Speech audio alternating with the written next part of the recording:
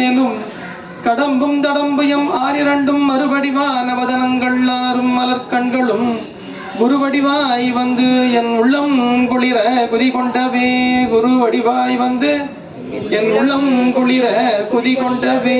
திருச்சிற்றம்பலம். தென்னாடுடைய சிவனே போற்றி. ஏகம்பத்துரை எந்தாய் போற்றி. வாதம் பெண்ணொரு ஆனாய் போற்றி. குவளை கண்ணி கூரன் காண்க வளர்ந்தான் உடனே காண்க. வெற்றிவேல் முருகனுக்கு உமாபதி சிவனார் திருவடிகள் போற்றி போற்றி. அற்குருநாதர் பொன்னார் திருவடி போற்றி போற்றி.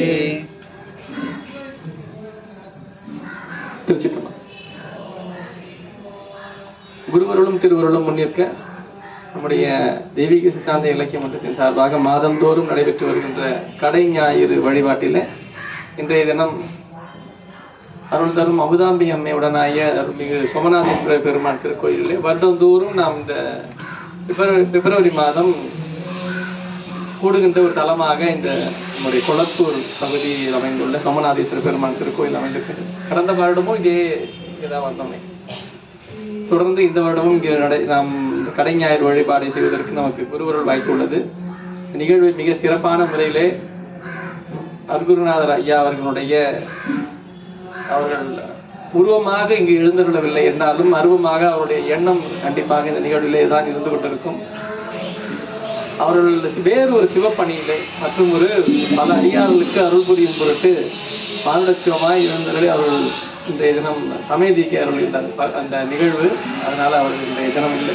அவர்கள் இல்லை என்பதை கூட இங்கு இல்லை என்று சொல்லாமல் அது அந்த நினைவு இல்லாமல் அந்த நிகழ்வை மிக செம்மையான முறையில திருக்கோயில் வழிபாட்டு முறையில நம்முடைய தம்பி சம்பந்தன் மிக அற்புதமாக அவரும் உடனிருந்து நம்ம அவர்களுக்கு துணை முன்னின்று நம்ம ஐயா மறைமலை ஐயா அவங்க அடியனிடத்துல பல முறை மறைமலை அடிகளை பற்றியும் அற்புதநாதரை பற்றியும் பல்வேறு சிந்தனைகளை அடியனிடத்து பகிர்ந்து கொள்வார்கள். இந்த நிகழ்வை அவர்கள் சிறப்பான முறையிலே இங்கே துவக்கி தந்தார்கள்.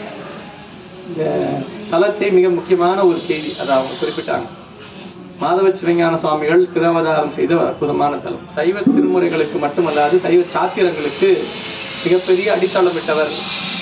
அவர்கள் இல்லை என்றால் சாத்திர நூல்களினுடைய தெளிவு அந்த அளவிற்கு விளங்க பெற்றிருக்கார்.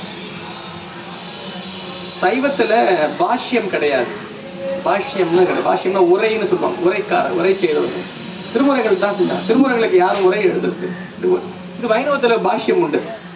பாஷ்யக்காரர்கள்னு வைணவத்துல உண்டு. அது வைணவ பார்த்துருந்தீங்கன்னா பிரபந்தத்துக்கு நிறைய பாஷ்யம் உண்டு. இங்க அது கிடையாது. பாஷ்யம் இங்க இருக்க ஒண்ணுதான்.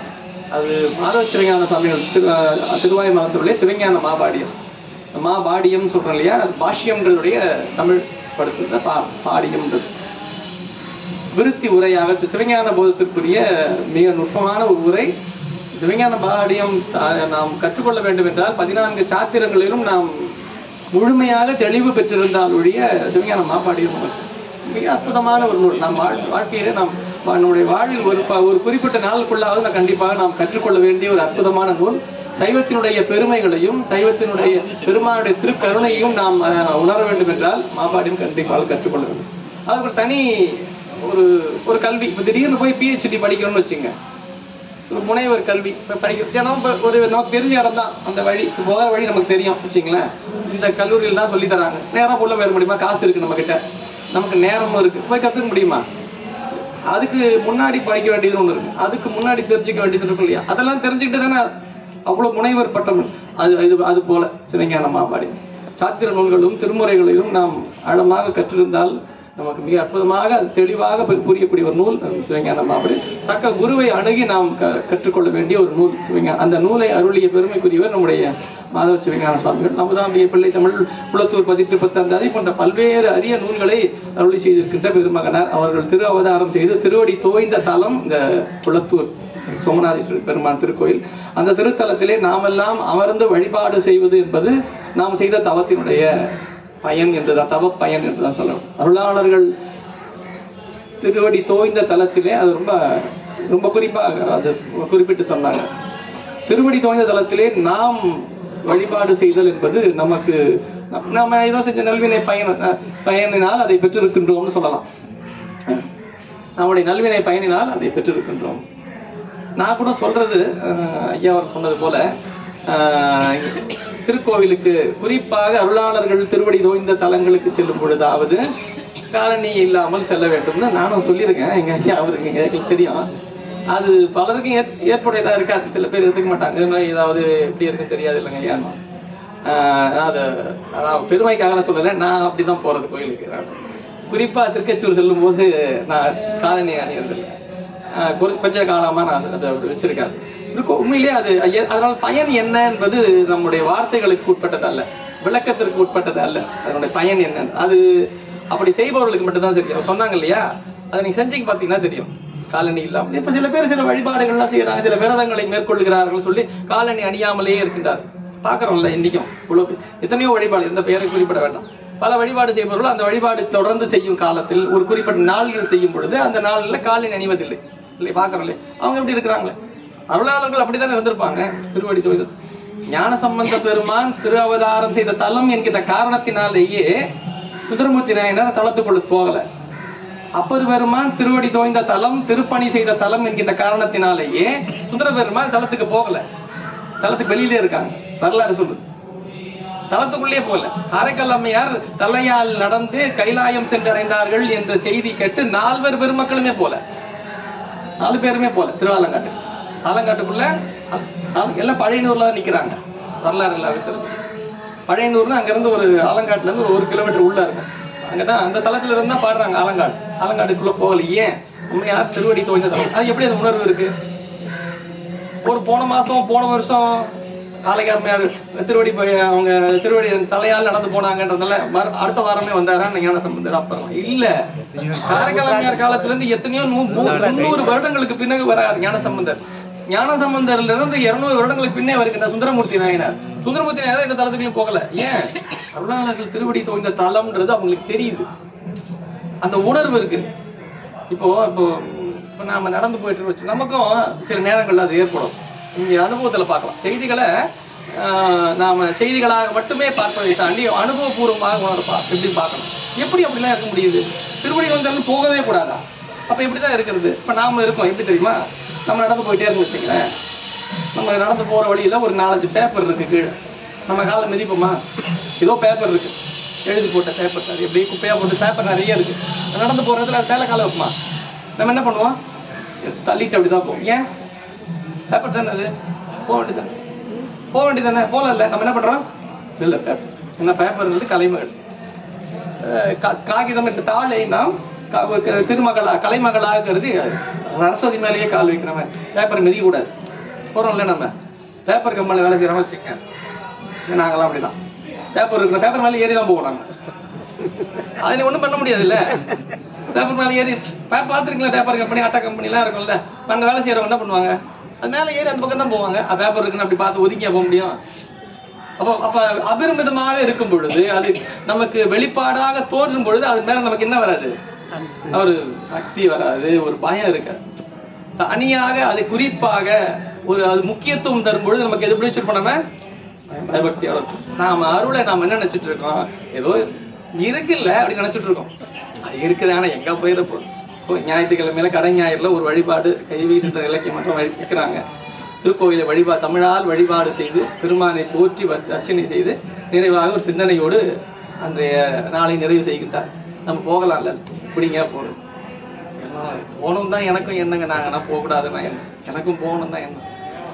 இது என்ன டிவியில நிகழ்ச்சி வச்சிருக்காங்க, நம்ம வீட்டுல கெஸ்ட் வந்துட்டாங்க, நம்ம முக்கியமா போக முடியாது இல்லைங்க. அப்படி நம்ம என்ன பண்ணிடுறோம்? அதை நாம வெறுக்கல. கோவிலுக்கு வர்றதையோ நிகழ்வுக்கு வர்றது நமக்கு வெறுப்பெல்லாம் கிடையாது, மாற்று கருத்தெல்லாம் இல்லை, முக்கியத்துவம் இல்லை, அவ்வளவுதான். வேற ஒன்று, நாம் எந்த செயலை செய்ய முற்படுகின்றோமோ அதற்கு முக்கியத்துவம் தரும். 4 நிகழ்ச்சி வச்சிருக்கோம், எந்த நிகழ்வு மேல நமக்கு வெறுப்பு கிடையாது. ஆனா ஏன் ஒரு நிகழ்ச்சி ஒண்ணு மட்டும் நம்ம செய்யறோம்? அதுக்கு முக்கியத்துவம் தரும். நாம் அருளுக்கு முக்கியத்துவம் தருவோமே ஆனால் நம்முடைய வாழ்விலே அருளாளர்களுடைய வாழ்க்கை முறைமையுடைய தன்மைன்னா நம்ம புரிஞ்சிக்க முடியும். ஏன் அப்படி அவங்க இருந்தாங்க, ஏன் அவங்க இப்படி செஞ்சாங்கன்னு நமக்கு புரியும். அது வரைக்கும் அதெல்லாம் கதையா தான் இருக்கும், நமக்கு வரலாறுகளாக செய்திகளாக இருக்கு. அது நமக்கு அனுபவத்தில் அறிய வேண்டும் என்றால் அதுதான் நமக்கு உமாவதி சிவனார் தருகின்ற பகுதி திருவருட் பயன் என்று. அருளினுடைய பயனை நான்மா எவ்வாறு தூய்க்கிறது, எவ்வாறு அதிலிருந்து விலகுகிறது, எவ்வாறு அதன் பயனை நுகராமல் தன்னுடைய வாழ்நாளை வீணாக்கி கொண்டிருக்கின்றது. அதுதான் திருவருட்பயன் 10 அதிகாரங்களாக 101 பாடல்களாக செய்கின்றார். நமக்கான வேதம் என்றால் என்ன? நான் ஆரம்பத்திலே திருவருட்பயனிலே சொல்லி ரொம்ப ஆரம்பத்திலே குறிப்பிட்டேன். நமக்கான வேதம் என்பது 1330 திருக்குறளும் 101 திருவருட்பயனும் நமக்கு வேதம். அதுவும் குறள் தான். திருக்குறளுக்கு பிறகு குறள் வெண்பாவில் அமைந்த அற்புதமான ஒரு பகுதி திருவருட்பயன். அறம்பொருள் இன்பத்தை பற்றி திருக்குறள் பேசுகிறது என்றால் 4வது வேதமாகிய வீடு என்கின்றதை பற்றி திருவருட்பயன் பேசுகிறது. அறம்பொருள் இன்பம் வீடு தான் 4 வேதமாக நாம் கொள்ளுகின்றது. நமக்கான வேதம் என்பது திருக்குறளும் திருவருட்பயனும். மறந்துடக்கூடாது. இப்ப நமக்கு எத்தனை குறள் மொத்தம்? 1431. மறந்துடக்கூடாது. எங்க வாத்தியார் எனக்கு சொன்னது, எங்க ஆசிரியர் நாங்க படிக்கும் போது 2003, 2002, 3, 4 நாங்க சித்தாந்தம் படிக்கும் போது எங்க ஆசிரியர் சொன்னது நமக்கான குறள் எத்தனை மொத்தம்? 1431. மறந்துடக்கூடாது. நம்ம எப்படி மறந்துட முடியும் தெரியுமா? மறந்துடாம இருக்கிறதுக்கு ஒரு சொன்னாரு, அதை மறக்கவே மாட்டேன். என்ன தெரியுமா? அந்த காலத்துல இப்ப இருக்கிறது தெரியாது, எங்க ஐயா பெரியவங்களுக்கு எல்லாம் தெரிஞ்சது. அப்போ ஒரு பல்பொடி இருந்தது, அது பேரு 1431 பேரு. அயோரியா பல்படி 1431 அவர் சொல்லுவார். மறக்கவே மாட்டோம். எனக்கு கிட்டத்தட்ட 24 வருஷத்துக்கு 25 வருஷத்துக்கு முன்னாடி நான் படிச்சது இப்போ ஞாபகம் இருக்கு. ஏன் நான் சொன்ன அது உதாரணம். 1431 மறந்துடாது. எவ்வளவுதான் நம்ம குறள். திருவருட்பயன் என்கின்ற பகுதியிலே அறியும் நெறி என்கின்ற அதிகாரத்தை பேசிக்கொண்டு வருகின்றோம். அதை சிந்தித்து வருகின்றோம். அறியும் நெறி என்கின்ற பகுதி.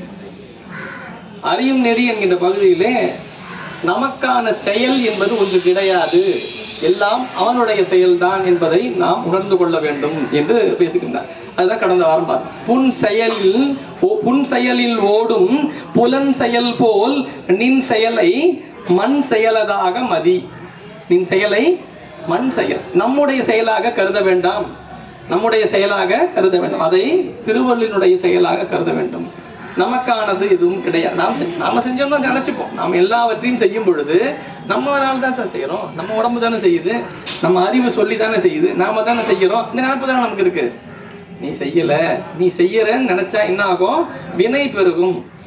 நாம் செய்யவில்லை, நம்மை செய்யும்படி அவன் பணித்தான். நம்மை செய்யும்படி அவன் பணித்தான். வினையின் காரணமாக நாம் எல்லாவற்றையும் வினையின் துணை கொண்டு நாம் இயக்கப்பட்டு கொண்டு இருக்கின்றோம். வினைதான் வினை தானா இயக்கல, வினையை அவன் இயக்குகின்றான். வினையை அவன் இயக்குகின்றான். வள்ளுவர் சொன்னாரு, இந்த உலகத்துல ரொம்ப பெருசு எது தெரியுமா? இந்த உலகத்திலே ரொம்ப பெருசு எது? பெருசுன்னா இந்த உலகத்துல வினைதான். ஊழ் என்று சொல்லப்படுவதுதான் பெருசு. ஊழை விட இந்த உலகத்துல பெருசு எதுவும் கிடையாது. ஊழ்னா என்ன? அதை விட பெருசு எதுவும் கிடையாது. நீங்க இப்படி சொல்லுங்க, வினையை விட பெருசு. ஊழிற் பெருவழி யாவுல, அதை விட பெருசா இருக்கா அப்படின்னு அவரே கேட்கிறார். யாரு? திருவள்ளுவரை. ஊழிற் பெருவழி யாவுல, ஊழை விட இந்த உலகத்துல பெருசு எது இருக்கும்? திருவள்ளுவரா அப்படி கேட்டார். திருவள்ளுவர் திருவள்ளுவர் கடவுள் நம்பிக்கை இல்லாதவரா? எப்படிதான் எடுத்துக்கிறாங்க. திருவள்ளுவர் முழுக்க முழுக்க முழுவதும் பொருளாகிய செம்பொருட் சிவத்தை பற்றி பேசுகின்றார். செம்பொருட் சிவம்னு சொல்லாம பேசுறாரு, அவ்வளவுதான். அவர் பேசி பல இடங்கள் சொல்லுகின்ற ஆதி பகவன் சொல்றது எல்லாமே சிவத்தை தான் குறிப்பிட்டார். என் குணத்தான், பற்றற்றான், இதெல்லாம் அவர் சிவத்தை மட்டுமே குறிக்கின்ற சொல்லாட்சி. அப்படிப்பட்ட பெருமகனார் சொல்லுகின்றார், ஊழிற் பெருவழி யாவுலன்னு சொல்றார். ஏன் ஊழை பெருசா பேசுறாருன்னா, ஏன்னா ஊழை இயக்குபவன் சிவபெருமான். ஊழை ஊட்டுபவன், உயிருக்கு ஊட்டுபவன் யாரு? அவன் உன்னப்ப வேக மாட்டான. அப்போ அது பெருசு என்னது? ஊழ் தானா போகாது, இந்த வேலையை செய்யும். ஊழ் ஜடம், அது ஒருவர் ஊட்டத்தான் அது இயக்கம் பெறும். வினை ஊட்டுபவன் ஒருவன், வினை என்று ஒண்ணு, அவன் ஊட்டுவதனால் அது. ஆனால் அதையும் நாம் என்ன பண்ணலாம்? மாற்றலாம். எப்பொழுது மாற்ற முடியும்? அருளாளர்கள் துணை இருந்தால் விதியும் மாற்றலாம். ஊழையும் உப்பக்கம் காண்பர், அதே வள்ளுவர் தான். ஊழையும் முடிஞ்ச சார், விதியையும் மாற்றக்கூடியது அருளாளர்கள் திருவாக்கினால் மட்டுமே நடைபெறும். இறந்தே போயிட்டா அது யார் எழுப்புறா? சாமியா வந்து எழுப்புறாரு, அருளாளர்கள் எழுப்புறாங்க. அவன் இறப்பு என்பது விதி. விதி மாற்றம் பெறுகிறது. எப்படி? அருளாளர் திருவாக்கி. ஞானசம்பந்த பெருமான் எழுந்தருள்கின்றார், உயிர்ப்பிக்கின்றார். அப்பர் பெருமான் எழுந்தருள்கின்றார், உயிர்ப்பிக்கின்றார். சுந்தரமூர்த்தி நாயனார் எழுந்தருள்கின்றார், உயிர்ப்பிக்கின்றார். இப்ப என்ன தெரியுது? அருளாளர்கள் மறைமொழி நிறைமொழி மாந்தர் ஆணையிற்கலந்த மறைமொழி. எது மறைமொழி? எது உண்மையான வேதம்? நிறைமொழி மாந்தர் ஆணை. எது நிறைமொழி? ஆணைனா அருள். நிறைமொழி மாந்தருடைய அருளால் தோன்றிய வாக்கு திருமுறைகள் தான். திருமுறைகளை ஓதுவதனால் நம்முடைய வினைகளை நாம் மாற்றலாம். இப்ப நம் செயலாக இருக்குமே ஆனால் அது என்னவாயிடும்? வினைய. அப்ப பெருமான் செயலாக ஏதேது செய்தாலும், ஏதேது சொன்னாலும், ஏதேது சிந்தித்து இருந்தாலும், மாதேவா நினது அருணாலே நின் செயலே காண்கிலேன். சோகசாம் நினது அருளாலே உணரின் நின் செயலே காண்கிலேன். பெருமானே எல்லாம் உன் செயல் தானே, எல்லாம் உன் செயல் தானே என்று சொல்லிக்கிட்டே இருக்கு. நம்ம அதை நினைக்கிறோமா? நினைக்க கூடாது கிடையாது. நாம் எண்ணத்தில் இதை கொண்டு வந்தால் ஒழிய நமக்கு வாக்கில் வராது, கொண்டு வர முடியாது. வாக்கிலே நாம் கொண்டு வந்தாலே செயலுக்கு வராது. சாமி தானே சார், எல்லாம் திருவருள் தானே சார், திருவருள் தானே, சும்மா சொல்றதுல இல்ல, நம்ம நினைப்புல அதுதான் இருக்கணும். அதுதான் நம்மளை என்ன பண்ணோம்? வினையை ஏற்றாமல் காப்பான். ஒருவர் புகழ்ந்து சொல்லுகிறார் என்றால் திருவருள் நம்மளது இல்லை அப்படின்னு விட்டுட்டா பிரச்சனை கிடையாது. ரொம்ப நல்லா சொல்றாங்களா, அப்படியே அப்படியே நம்ம தரையில கால் இருக்காது, அப்படியே கொஞ்சம் அப்படியே மேல போயிருவோம். அந்த ஆள் கிடக்குறாங்க, நீங்க வேற அப்படின்னு சொன்னாவா இப்படி பேசிட்டா பார்த்தீங்கன்னா என்ன, அவன் மேல வெறுப்பு வந்துடும். ஏன் அவன் மேல வெறுப்பு வருது? ஏன்னா அவர் விருப்பமா சொல்லும் போது ஏத்துக்கிட்டோம்ல, வெறுப்பு சொல்லும் போதும் ஏத்துக்கிட்டான், வர வலிக்கதான் செய்யும். யாருக்கு துன்பம் வரும் என்றால், யார் இன்பத்தில் இன்பத்தோடு விளங்குகின்றார்களோ, இன்பத்தில் இன்பத்தை தூய்க்கின்றார்களோ அவர்களுக்கு தான் துன்பம் வரும். யாருக்கு துன்பம் வராதுன்னா, இன்பம் வந்த நேரத்திலும் அதை இன்பமாக கொண்டு தூய்க்காதவர்களுக்கு எந்த காலத்திலும் துன்பம் வராது. இதுதான் சார் நமக்கு தேவை, இதுதானே நமக்கு வேணும். இன்பத்தில் இன்பம் விளையாதான், துன்பத்துள் துன்பம் உறுதல் இளன் இல்லைன்ற வராதுங்க ஐயா. அப்படி அந்த குரலை தான் சார் முதல்ல படிக்கணும். எப்போ துன்பம் வராது, எப்போ இன்பத்தில் இன்பமா. ஒரு இன்பம் வந்தா நம்ம என்ன ஆயிடுறோம்? நம்ம திருவருளை நினைக்கின்றோமா? நீ மண் செயலதாக மதி, மண் செயல் நிலையான பொருளாகிய திருவருளாகவே எல்லாவற்றையும் கருத வேண்டும். என்ன போறதா நமக்கு வந்துருச்சுன்னா தப்பிச்சுட்டு தான் இருக்கும். அப்படி இருன்னு சொல்றார் யாரு?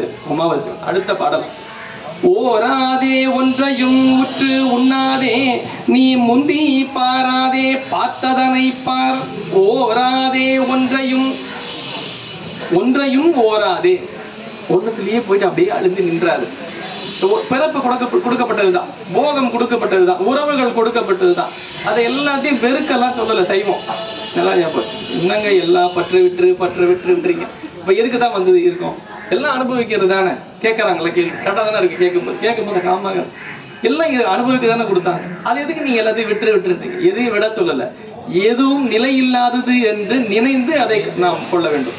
இது நிலை இல்லாதது, இது எப்பொழுதுமே நம்மோட இருக்கக்கூடியது அல்ல என் நினைவோடு நாம் அதை தூய்ப்போமே ஆனால் அது அகன்ற பிறகு நமக்கு துன்பம் வராது. எந்த பொருளில் நமக்கு பற்று இருக்கின்றது என்பதை நாம் தெரிந்து கொள்ள வேண்டும் என்றால், அந்த பொருள் நம்மிடத்தில் இருந்து விலகும் பொழுது நமக்கு துன்பம் நேருகிறது என்றால் அந்த பொருளின் மீது நாம் பற்று கொண்டு இருக்கின்றோம் என்று பொருள். அந்த பொருளை விட்டு நீங்கிட்டா போட்ட விடுங்க, அது போயிடுச்சு, நம்ம இருந்துச்சு, இருக்க வரைக்கும் இருந்துச்சு, போறது போயிடுச்சு அப்படி இருந்துட்டோம்னா அந்த பொருள் மேல பற்று இல்லைன்னு அர்த்தம். நமக்கு அந்த பொருள் மேல வெறுப்பு இல்லை. ஞாபகம் வச்சுங்க, பற்று இல்லாம இருக்கிறது வேற, வெறுக்கிறது வேற. சில பேர் வெறுத்துட்டு இருப்பான், அவனை போய் நீ பற்று இல்லாதவன்னு நினைக்க கூடாது. ரெண்டும் பார்க்கறது ஒரே மாதிரிதான் இருக்கும். பற்று இல்லாமல் இருப்பதும் வெறுப்பு கொள்பவர்களும் ஒன்று கிடையாது. வெறுப்பு கொள்பவர்களுக்கும் விருப்பு கொள்பவர்களுக்கும் ஒரே ஆள் தான். எப்படி ஒரு பொருளின் மீது நாம் விருப்பு கொள்ளுகின்றோமோ, வெறுப்பு கொள்வதும் தவறுதான். பொருளை விரும்பவும் வேண்டாம், வெறுக்கவும் வேண்டாம். ஆனால் பற்றற்ற நிலையில விளக்கம். பற்றுன்னா அந்த பொருளை தூய்க்கும் பொழுது இது திருவருளால் நமக்கு கிடைக்கப்பெற்றது இந்த நிலையிலே நாம் அதை தூய்ப்போமே ஆனால் நமக்கு அதுல துன்பம் கிடையாது. ஒன்றையும் ஓராதே, ஓராதே ஒன்றையும் அப்படின்னு இருக்கும் பாட்டுல. நீங்க பாட்டுல எழுத ஒன்றையும் ஓராதே, உற்று உண்ணாதே. உற்று உண்ண அதுலயே அழுந்திடாது, எதையும் சாராத அதுலயே அழுந்து நிக்காது. ஒரு இடத்துக்கு போயிட்டு என்னாவே நம்ம அப்படியே அழுந்து அதுலயே இருந்தோம். அது என்ன, அந்த வண்டு பாத்தீங்கன்னா மலர் இருக்கும், மலர் கிட்ட போய் நிற்கும், மலரை பார்த்து தேனை குடிக்க போகும். தேனை குடிச்சிருச்சு இவ்வளவு போதும், குடிச்சிட்டு போயிடலான்னு போகாது. அப்படியே குடிச்சிட்டு அதுலயே போய் அப்படியே மயங்கி உள்ள விழுந்துடும், அடிச்சிடும் அதை ஒருத்தன். ஏன்? அதுலயே அழுந்து போயிடுறது, அப்படியே அழுந்து போயிடுறது, அப்படியே மயங்கிடுறது அதுலயே. உற்று உண்ணாதே, எதையும் தூய்க்கும் பொழுது இதை கருவி கரணங்களால் நாம் தூய்க்கின்றோம் என்கிற எண்ணத்தோடு தூய்க்க வேண்டாம். இது நமக்கு திருவருளால் கிடைக்க பெற்றது. நீ முந்தி பாராதே, ஏதாவது எந்த ஒரு செயலையும் நீ அதை அந்த கருவி கரணங்கள் அற்ற நிலையிலே அது எப்படி உணர வேண்டுமோ அப்படி உணர வேண்டும். அதை சொல்ற உற்று உண்ணாதே. இந்த உண்ணுதல் அப்படின்னா உள்குதல் பொருள். உற்று உண்ணாதே அது அழுந்தி நின்று அனுபவம் பெறும். அது அப்பதான் என்ன ஆகும், வினை பயனா மாறுவாங்க. அது அழுந்தி அதுலயே ஆழ்ந்து போகும்போது கொஞ்சம் எப்படியே மேல அப்படியே பாக்குறது எப்படி இருக்கு. இப்ப நம்ம இங்க நடந்து வந்துட்டு எவ்வளவு பேரை பார்த்திருப்போம். எவ்வளவு பேர் நம்ம வழியில ஞாபகம் இருக்குமா நம்ம யாருக்காவது? ஏன் யாரையும் நம்ம அந்த அளவுக்கு உற்று பார்க்கல. யாரெல்லாம் போறாங்க பார்த்துக்கிட்டே வரமா? இல்ல. ஏன் அப்படி வந்தோம்? ஏன்னா நம்ம கோயிலுக்கு போகணும், நிகழ்ச்சிக்கு வரணும். அப்படி வரும்போது நம்ம எப்படி வரோம்? ஏதாவது தெரியுதா நம்ம கண்ணுக்கு? அதான் உற்று உண்ணாது. அவ்வளவுதான். இதான் உற்று உண்ணாது. உற்று உண்ணாதேன்னு அருட்பயன் திருவருட்பயன்ல உமாபதி நான் சொல்றது என்ன, எதையும் அழுந்தி பார்க்கல. அப்படியே இந்த உலகத்துல இருக்கு. எதை நம்ம எதையாவது ஒன்று அழுந்தி பார்க்கிறோம், அதுலயே நமக்கு என்ன ஆகுது, அழுத்தமா இருக்கும்போது என்ன ஆகுது, அது நமக்கு என்ன ஆகுது, முந்தி பாராதே. அதாவது முந்தி பாராதேன்னு சொல்லி போறோம்னா எல்லாவற்றையுமே நம்முடைய அறிவினால் மட்டுமே அறிய வேண்டும் என்று எண்ணாது. நம்ம நிறைய படிச்சு வச்சிருப்போம், நிறைய தெரிஞ்சு வச்சிருப்போம். படிச்சு தெரிஞ்சுக்கிறத விட கேட்டு தெரிஞ்சுக்கிறது அதிகமா இருச்சுப்போம்.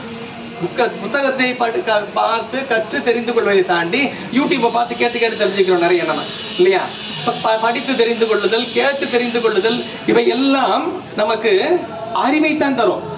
சீவ போதும் என்று அதை குறிப்பிடுவார். தற்போதும்னு பேர். நம்முடைய அறிவினால் ஏற்படக்கூடிய ஒரு பயன், அதை கொண்டு மட்டுமே அவனை அடைய முடியாது. பாசஞானம் என்பது அதுதான். நூல்களினால் நாம் பெறக்கூடிய அறிவு என்ன? பாசஞானம். அதுல அவன் ஒண்ணும் பண்ண முடியாது. அதுக்கு அது வேண்டான்னு அர்த்தம் கிடையாது, தேவைதான். ஆனா அதை வச்சுக்கிட்டே புக்கை வச்சுக்கிட்டே நாம படிச்சுட்டு எல்லாத்தையும் தெரிஞ்சுக்கிட்டோம், எல்லாம் படிச்சுட்டோம் போயிட்டோன்றதுனால மட்டுமே நாம அப்படியே நம்ம அனுபவம் ஆயிட்டோம் கிடையாது. எப்பொழுது நாம் கற்கின்ற பொருள் நம்முடைய அனுபவத்திற்கு வருகிறதோ அப்பொழுதுதான் பயன்பாடு. படிச்சுக்கிட்டே வரான். 1வது 2வது 3வது 5வது 8வது 10வது 12வது காலேஜ் படிக்கிறோம், படிச்சுட்டு தான் வரான். எதுக்காக படிக்கிறான்? எதுக்காக படிக்கிறான் அவனுக்கும் தெரியலன்னு வச்சுக்கோங்க. பாட்டு படிச்சுட்டு வரான். பிரயோஜனமா இருக்குமா? படிச்சு முடிக்கணும், ஒரு நல்ல இடத்துல வேலைக்கு போகணும். எதுக்கு வேலைக்கு போறோம்? பொருள் ஈட்ட வேண்டும். பொருள் ஈட்டி நாம் பொருளை கொண்டு வாழ்க்கையை தூக்கணும். அவன் நல்லா வாழ்ந்துட்டு இருக்கும். என்ன தெரியும்? நல்லா படிச்சிருக்கான் அந்த பையன், நல்லா படிச்சிருக்கான், நல்லா உழைக்கிறான், வேலையில நல்லா சம்பாதிக்கிறான். இது எதை பொறுத்து? இதற்கு அடிப்படையா விளங்குனது அவனுடைய படிப்பு. அவனுடைய கல்வி என்ன பண்ணுச்சு? உழைக்க வேண்டும். திறம் என்ன பண்ணுச்சு? அவனை இன்னைக்கு உழைக்க வச்சிருக்கு, இவ்வளவு தூரம் கொண்டு வந்திருக்கு. அப்போ படிச்சதே வேலைக்கு போக வைக்கல, படிச்சது ஒரு காரணமா விளங்கிச்சு. ஆனா வேலை செய்யணும்ன்றது அனுபவம் தான். அனுபவத்தால் மட்டும்தான் நம்மால் பயன் கொள்ள முடியும். கற்பதனால் மட்டுமே பயன் கொள்ள முடியும். அறிவு நமக்கு பயன்பாட்டிற்கு வரும்போதுதான் பயன். அது நமக்கு அனுபவப்படும் பொழுதுதான் நமக்கு பயன் தரும். அனுபவத்துக்கே வராத கல்வி ஏட்டு சுரக்கா புக்ல இருக்கு. அதனாலதான் சைவம் நமக்கு என்ன பண்ணுச்சு? 11 திருமுறைகளை நமக்கு செய்திகளாக சொன்னாலும் 12ஆம் திருமுறை ஆகிய பெரிய புராணத்தை நமக்கு செயல் அளவிலே காட்டியது. 11 திருமுறைகள் சொன்ன செய்திகளும் 11 திருமுறைகளில் நமக்கு அருளாளர்கள் திருவாயம் அளந்தருளிய அருட்செய்திகளுக்கும் உட்பட்டு வாழ்ந்தவர்கள் தான் 63 நாயன்மார்கள் என்று 12ஆம் திருமுறை. வேற எந்த சமயத்திலும் கிடையாது. இந்த சமயத்திலேயாவது ஒரு அருளாளர்களுடைய வரலாற்றையே வேதமாக கொண்டிருக்கின்ற சமயம் ஏதாவது இருக்குமா? 11 திருமுறை இறைவனை பற்றிய புகழையும் இறைவனை பற்றிய வீர தீரங்களையும் அவருடைய அருட்செயல்களையும் மட்டுமே எல்லா வேதங்களும் பேசுகின்றன. திருமுறை என்ன சொல்றது? 12 திருமுறை 11 திருமுறைகள் அவனை புகழ்கின்ற செய்திகள், அடியார்களை பற்றி. 12ஆம் திருமுறை அந்த செய்திகளுக்கு நேராக வாழ்ந்த அருளாளருடைய வாழ்வியல் முறைமையை பதிவு செய்த ஒரு புராணமாக ஒன்றை கொண்டு அதை 12ஆவதாக கொண்டு அதையும் நம்முடைய வேதமாக கற்பிக்க. ஏன் தியரி மட்டும் என்னைக்கும் பயன்படாது. சும்மா தியரி மட்டுமே பேசிட்டு இருந்தா பிராக்டிக்கலும் வேணும் இல்லையா? செயல் வேணும் இல்லையா? நமக்கு படிச்சுக்கிட்டே கல்லூரியிலே ஸ்கூல் படிக்கும் போது நமக்கு பிராக்டிக்கல் கிடையாது. ஸ்கூல் படிக்கும் போது 5வது 6வது 7வது தாண்டும்போது என்ன பண்ணிடுறாங்க? நீ எதை படிக்கிறியா அதை பிராக்டிக்கல்னு வைக்கிறாங்களா இல்லையா? ஏன் படிச்சுக்கிட்டு பெற்ற கூடாது, இப்படியும் பண்ணணும், வேலையும் செய்யணும். பிராக்டிக்கலுக்கு வரும்போது என்ன, செயல் அளவில் வந்துகிட்டே இருக்கும்போது என்ன ஆகுது? அது அதிகமாகும். செயல் அளவு ஒரு 10 மார்க் இருக்கும், அப்புறம் 30 மார்க், அப்புறம் செயல் பாதி செய்தி பாதி. வேலைக்கு போயிட்டா செய்தியே கிடையாது, வெறும் செயல் தான். இப்ப எப்படி பழக்கப்படுறாங்க? பள்ளி கல்லூரி வகுப்பே நமக்கு என்ன பயன்படுது? எதை கற்கின்றாயோ அதை செயல் அளவில் கொள்ள வேண்டும். அதை கொஞ்சம் கொஞ்சமா வந்துட்டு வேலைக்கு கொண்டு போய் விட்டுறாங்க, வேலை செய்ய வச்சிடறாங்க இல்லையா? அதுதான் சார் அருளியல் கல்வியும். எதை நாம் கற்கின்றோமோ அதை நம்முடைய அனுபவத்தில் கொள்ள வேண்டும். அதுக்குதான் படிப்பு. படிச்சுக்கிட்டே நாங்க அன்னில இருந்து படிச்சுட்டு இருக்கேன் சார், இன்னைக்கு ரொம்ப வருஷமா படிச்சுட்டு இருக்கேன். என்ன பண்ணீங்க? படிச்சுக்கிட்டே இருக்கும். படிச்சுக்கிட்டே இருந்தா என்ன பண்றது? படிச்சது ஏதாவது செயல் கொண்டு வரல. நான் படிச்சேங்க ஐயா, அது தம்பிக்கு சொன்னேன், நான் படிச்சேங்க ஐயா, ஐயாவுக்கு சொன்னேன், நான் படிச்சேங்க ஐயா, படிச்சபடி நான் வாழ்ந்துகிட்டு இருக்கேன். கற்க கசடர கற்பவை எதை கற்றுவோமோ கற்றதை கொண்டு நாம் அதை நிற்க. கற்பவை கற்ற பின் நிற்க. நிற்கனா ஏந்து நிக்கிறது இல்ல, நிற்கன்னா அதுல நிக்கிறது. சைவம் சொல்றது இல்லையா, கேட்டல், சிந்தித்தல், தெளிதல், தெளிதலுக்கு பிறகு எல்லாம் கூடுறதே இல்ல. கேட்கறோம் நம்ம, நிறைய சிந்திக்கிறோம், கொஞ்சம் வேற சிந்திக்க ஆரம்பிச்சாச்சு. யூடியூப் வந்ததுக்கு அப்புறம், டிவி எல்லாம் வந்ததுக்கு அப்புறம் சிந்திக்க ஆரம்பிச்சாச்சு. சிந்திச்சதுக்கு அப்புறம் தெளிகிறோமான்றது கொஞ்சம் கேள்விக்குறியான விஷயம். தெளிவு வராம ஏதோ ஒண்ணு வந்துருது. ஒருவேளை தெளிவே ஏற்பட்டு விட்டாலும் நிட்டை கூட வேண்டும் என்ற நிலைக்கு போறதுக்கு இல்ல. ஏன்னா டைம் இல்ல சார், அப்புறம் பாத்துக்கலாம் சார், அப்புறம் பாத்தீங்கன்னா டைம் இல்ல. இந்த வயசுலயே எதுக்கு இவ்வளவு நிட்டை கூட, அப்புறம் பாத்துக்கிட்டா போச்சு. அவருக்கு என்ன வயசுனா 55 வயசு. அப்புறம் அப்புறம் எப்படி பாக்குறது? 55 வயசுக்கு மேல எப்படி நிட்டை கூடுறது? ஞானசம்பந்தனுக்கு எப்ப நிட்டை கூடுச்சு? 3.5 வயசுலயே நிட்டை. ஞானசம்பந்தனுக்கு அப்ப எப்ப கேட்டிருப்பாரு அவர் பாருங்க. இப்ப எப்ப ஒரு தெளிவு கேட்டிருக்க வந்திருக்கும் பாருங்க. அவருக்கு நிட்டையே 3.5 வயசு ஆயிடுச்சதுக்கு அவங்க போயிடுறதே அவங்க 16 கிளப்பிடுறாங்க இல்ல. இப்ப எப்ப நிட்டை கூடணும்? நம்முடைய இளமை பிராயத்திலேயே நமக்கு நிட்டை கொடுக்கிறது என்றால் திருவருளை மிக மிக ஆழமாக தூக்கலாம், மிக ஆழமாக திருவருளை அனுபவிக்கலாம்.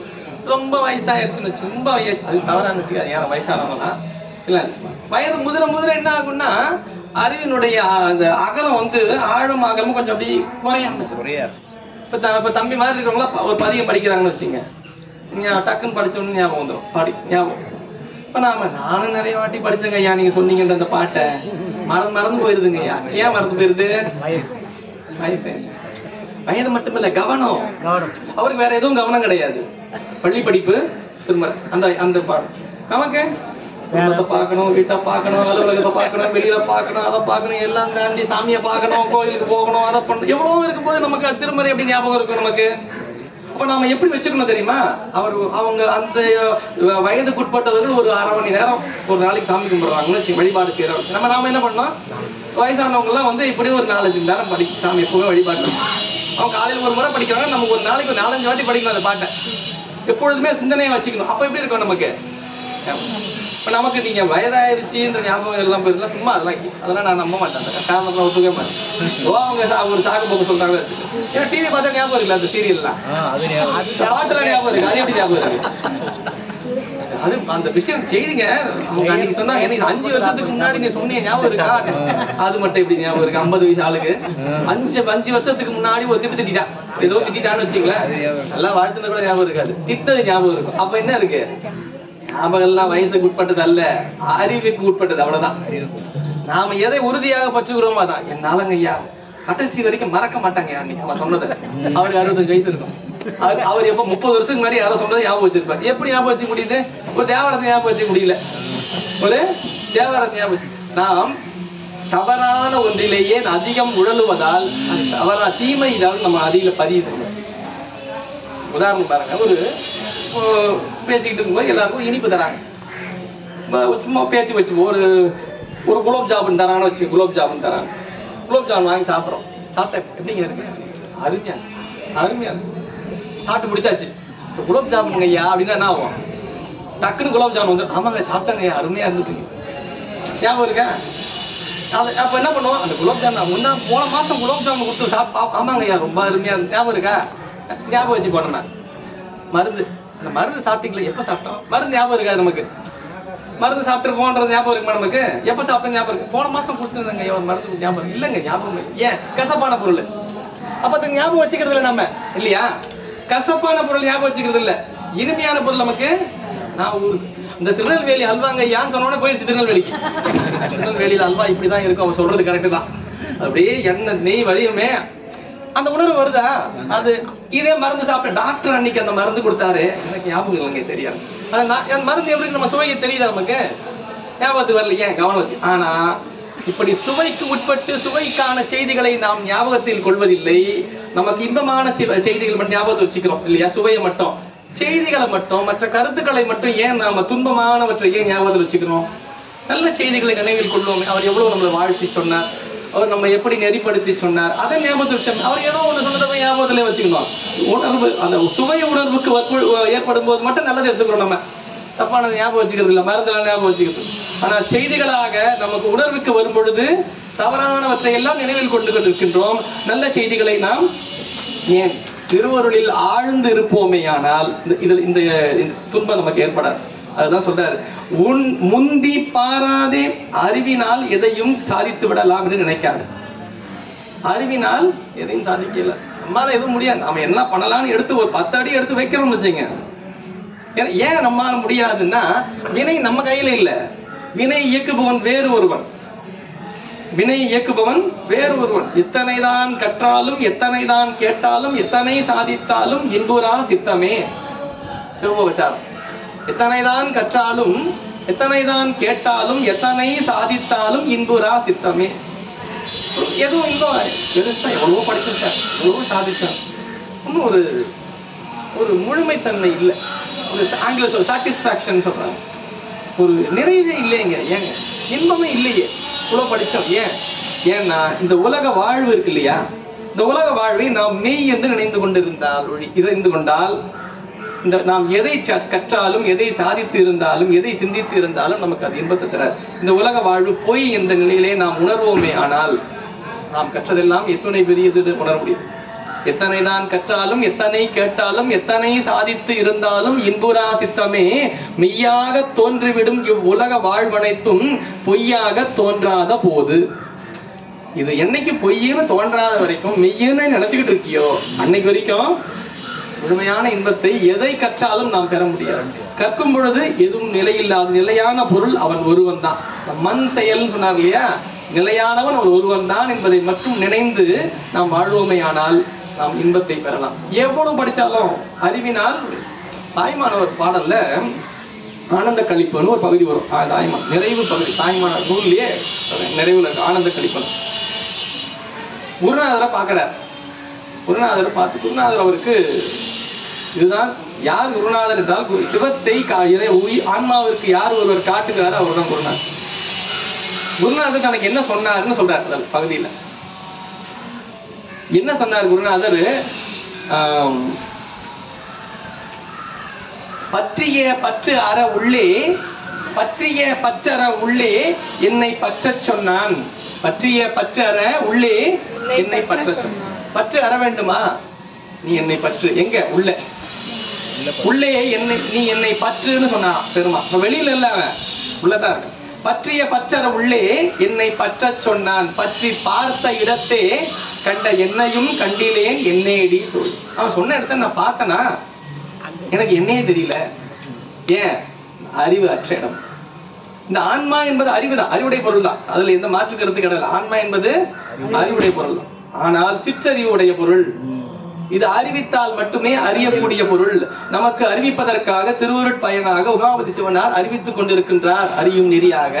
அந்த எதை அறிவிக்கின்றாரோ அதை நாம் அறிவில் கொண்டு நாம் அனுபவத்தில் அதை பெற வேண்டும் என்ற உணர்வு ஏற்படும். ஆனால் அந்த அறிவு என்ன பண்ணும்? வியாபகம் பெறும். இல்லைன்னா வியாபகம் பெறவில்லை என்றால், நமக்கு அது அனுபவத்தில் கொள்ளவில்லை என்றால், அனுபவத்திற்கு வராத எந்த ஒரு அறிவும் பயன்படாது. அதனால் எந்த பயனும் கிடையாது. அதுதான் சொல்றாரு, முந்தி பாராதே. முந்தி பாராதே என்றால் குருவருள் துணை இல்லாமல் எதையும் நம்மால் சாதிக்க இயலாது. குருவருளால் மட்டுமே, பதிஞானத்தால் மட்டுமே அவனை அடைய முடியும். மற்ற பசுஞானத்தாலோ பாசஞானத்தாலோ, பசுஞானம் தான் உயிர் தனக்கே ஒண்ணு தெரியும் வேற நினைச்சுக்கும். தான் கற்றோம் என்ற ஒன்று தனக்கு தெரியும்ன்றது ஒண்ணு, ரெண்டுமே பிரச்சனை. ரெண்டுமே பிரச்சனை. பாசஞானமும் பிரச்சனை. அதை விட ரொம்ப டேஞ்சரான ஒரு ஜோன் தான் இந்த பசுஞானம். பாசஞானம்னா நூல்களால் பெறுகின்ற அறிவு. பசுஞானம் என்னன்னா தன்னையே கடவுளா நினைக்கிறாங்க. நிறைய படிக்க ஆரம்பிச்சிட்டோம், நிறைய செய்ய ஆரம்பிச்சிட்டோம்னா நமக்கே நம்மள பெருசா நினைக்க தோண ஆரம்பிச்சிடும். நாமளே கடவுள்ன்ற எனக்கு கூட வந்துடும் வச்சுங்களேன். பாசஞானமே பரவாயில்ல, சாமியே இல்லைன்ற கூட பரவாயில்ல, பரவாயில்ல, அவனாவது நிம்மதியா இருக்கு. தன்னையே கடவுள்னு சொல்லிக்க ஆரம்பிச்சிடும். தானே கடவுள்ன்ற நிலைமைக்கு வந்துடும் பசுஞானம். ரொம்ப இப்ப அப்படித்தான் பல பேர் இருக்கான். நிறைய ஏதோ ஒண்ணு கிடைச்சிருச்சு வச்சுங்களேன், சாமி ஏதோ ஒரு ஆற்றலை கொடுத்துட்டாரு, உடனே தான் கடவுள் ஆயிடுறதா நினைப்பு. நாம அப்படியே ஆயிட்டோம். அருளாளர்களுக்கெல்லாம் இதெல்லாம் ரொம்ப சாதாரணமா வந்துருச்சு. அதை பத்தி அவங்க சீண்டவே இல்லை, கண்டுக்கவே இல்லை. மணிவாசகருக்கு அட்டமா சித்திகளும் கை கூடியது, திருமூலருக்கு அட்டமா சித்திகளும் கை கூடியது, ஞானசம்பந்தருக்கு அருளாளர்கள் எல்லோருக்குமே எல்லா சித்துகளும் கைவர பெற்றவர்களாக இருந்தார்கள். அதை கொண்டு அவங்க ஒண்ணும் பெருசா பண்ணிக்கல. இது மேஜிக் மாட்டி அதை பண்ண இந்த அம்மாவுக்கு ஒரு மாம்பழம் வந்துருச்சுன்னு கூட தெரியல. அந்த அம்மாவுக்கு காரைக்கிழமை மாம்பழம் இல்லையேன்றா இல்லைன்னு மாம்பழம் வந்துருச்சு. நமக்கு இருந்துருச்சுன்னா அவ்வளவுதான். நான் அப்படி இன்னொரு மாம்பழம் வந்துருச்சுன்னு Facebookல போயிடும் உடனே. வாட்ஸ்அப், Facebook, Instagram எல்லாத்துக்கும் பாருங்க அந்த அம்மா கையில மாம்பழம் வந்துருச்சு தெரியுமா தெரியுமா எல்லாருக்கும் போயிரு நியூஸ். மாம்பழம் வந்து 11 மணிக்கு தான் இருக்கும், 11:45 போயிட்டு இருக்கும். உலகம் முழுக்க மாம்பழம் வந்துருச்சு. அந்த மாதிரி வந்ததே தெரியல. அடுத்த மாம்பழத்துக்கு வேற போய் நிக்கிறாங்க. அடுத்தது வேற மாம்பழம், அதுவும் மாம்பழம், அதுக்கும் ஒண்ணும் இல்ல, ரியாக்ஷனே இல்ல. ஏன்? இன்பத்தில் இன்பம் பெறாத நிலை. அதை பத்தி கவலையே இல்லை. எதை கேட்கறான் அவன்? சாமி வெயிட் பண்ணிட்டு இருக்காரு. வேற அம்மா எப்பதான் கேட்கும் தெரியல. அவன் வந்து சாமி கும்பிட்டு வழிபாடு செய்து எல்லாம் முடிக்குது. அப்புறம் நம்ம எதை கேட்கறாங்களான்னா எல்லாம் கேட்க போயிட்டாங்க. சாமி வெயிட் பண்ணிட்டு இருக்காரா? சாமின்னா நம்ம இன்னைக்கு அது கேட்காத. நாம என்ன நம்மளெல்லாம் அப்படி கேட்க நினைக்க தெரியாது. நம்ம வந்து ஒரு பெரிய லிஸ்ட், ஒரு 192 பேஜஸ் நோட்டை விட லிஸ்டோட போவோமா நம்ம? சரி நீ கிளம்பு கிளம்பு யாரு இப்போ அப்புறம் பாத்துக்கலாம்.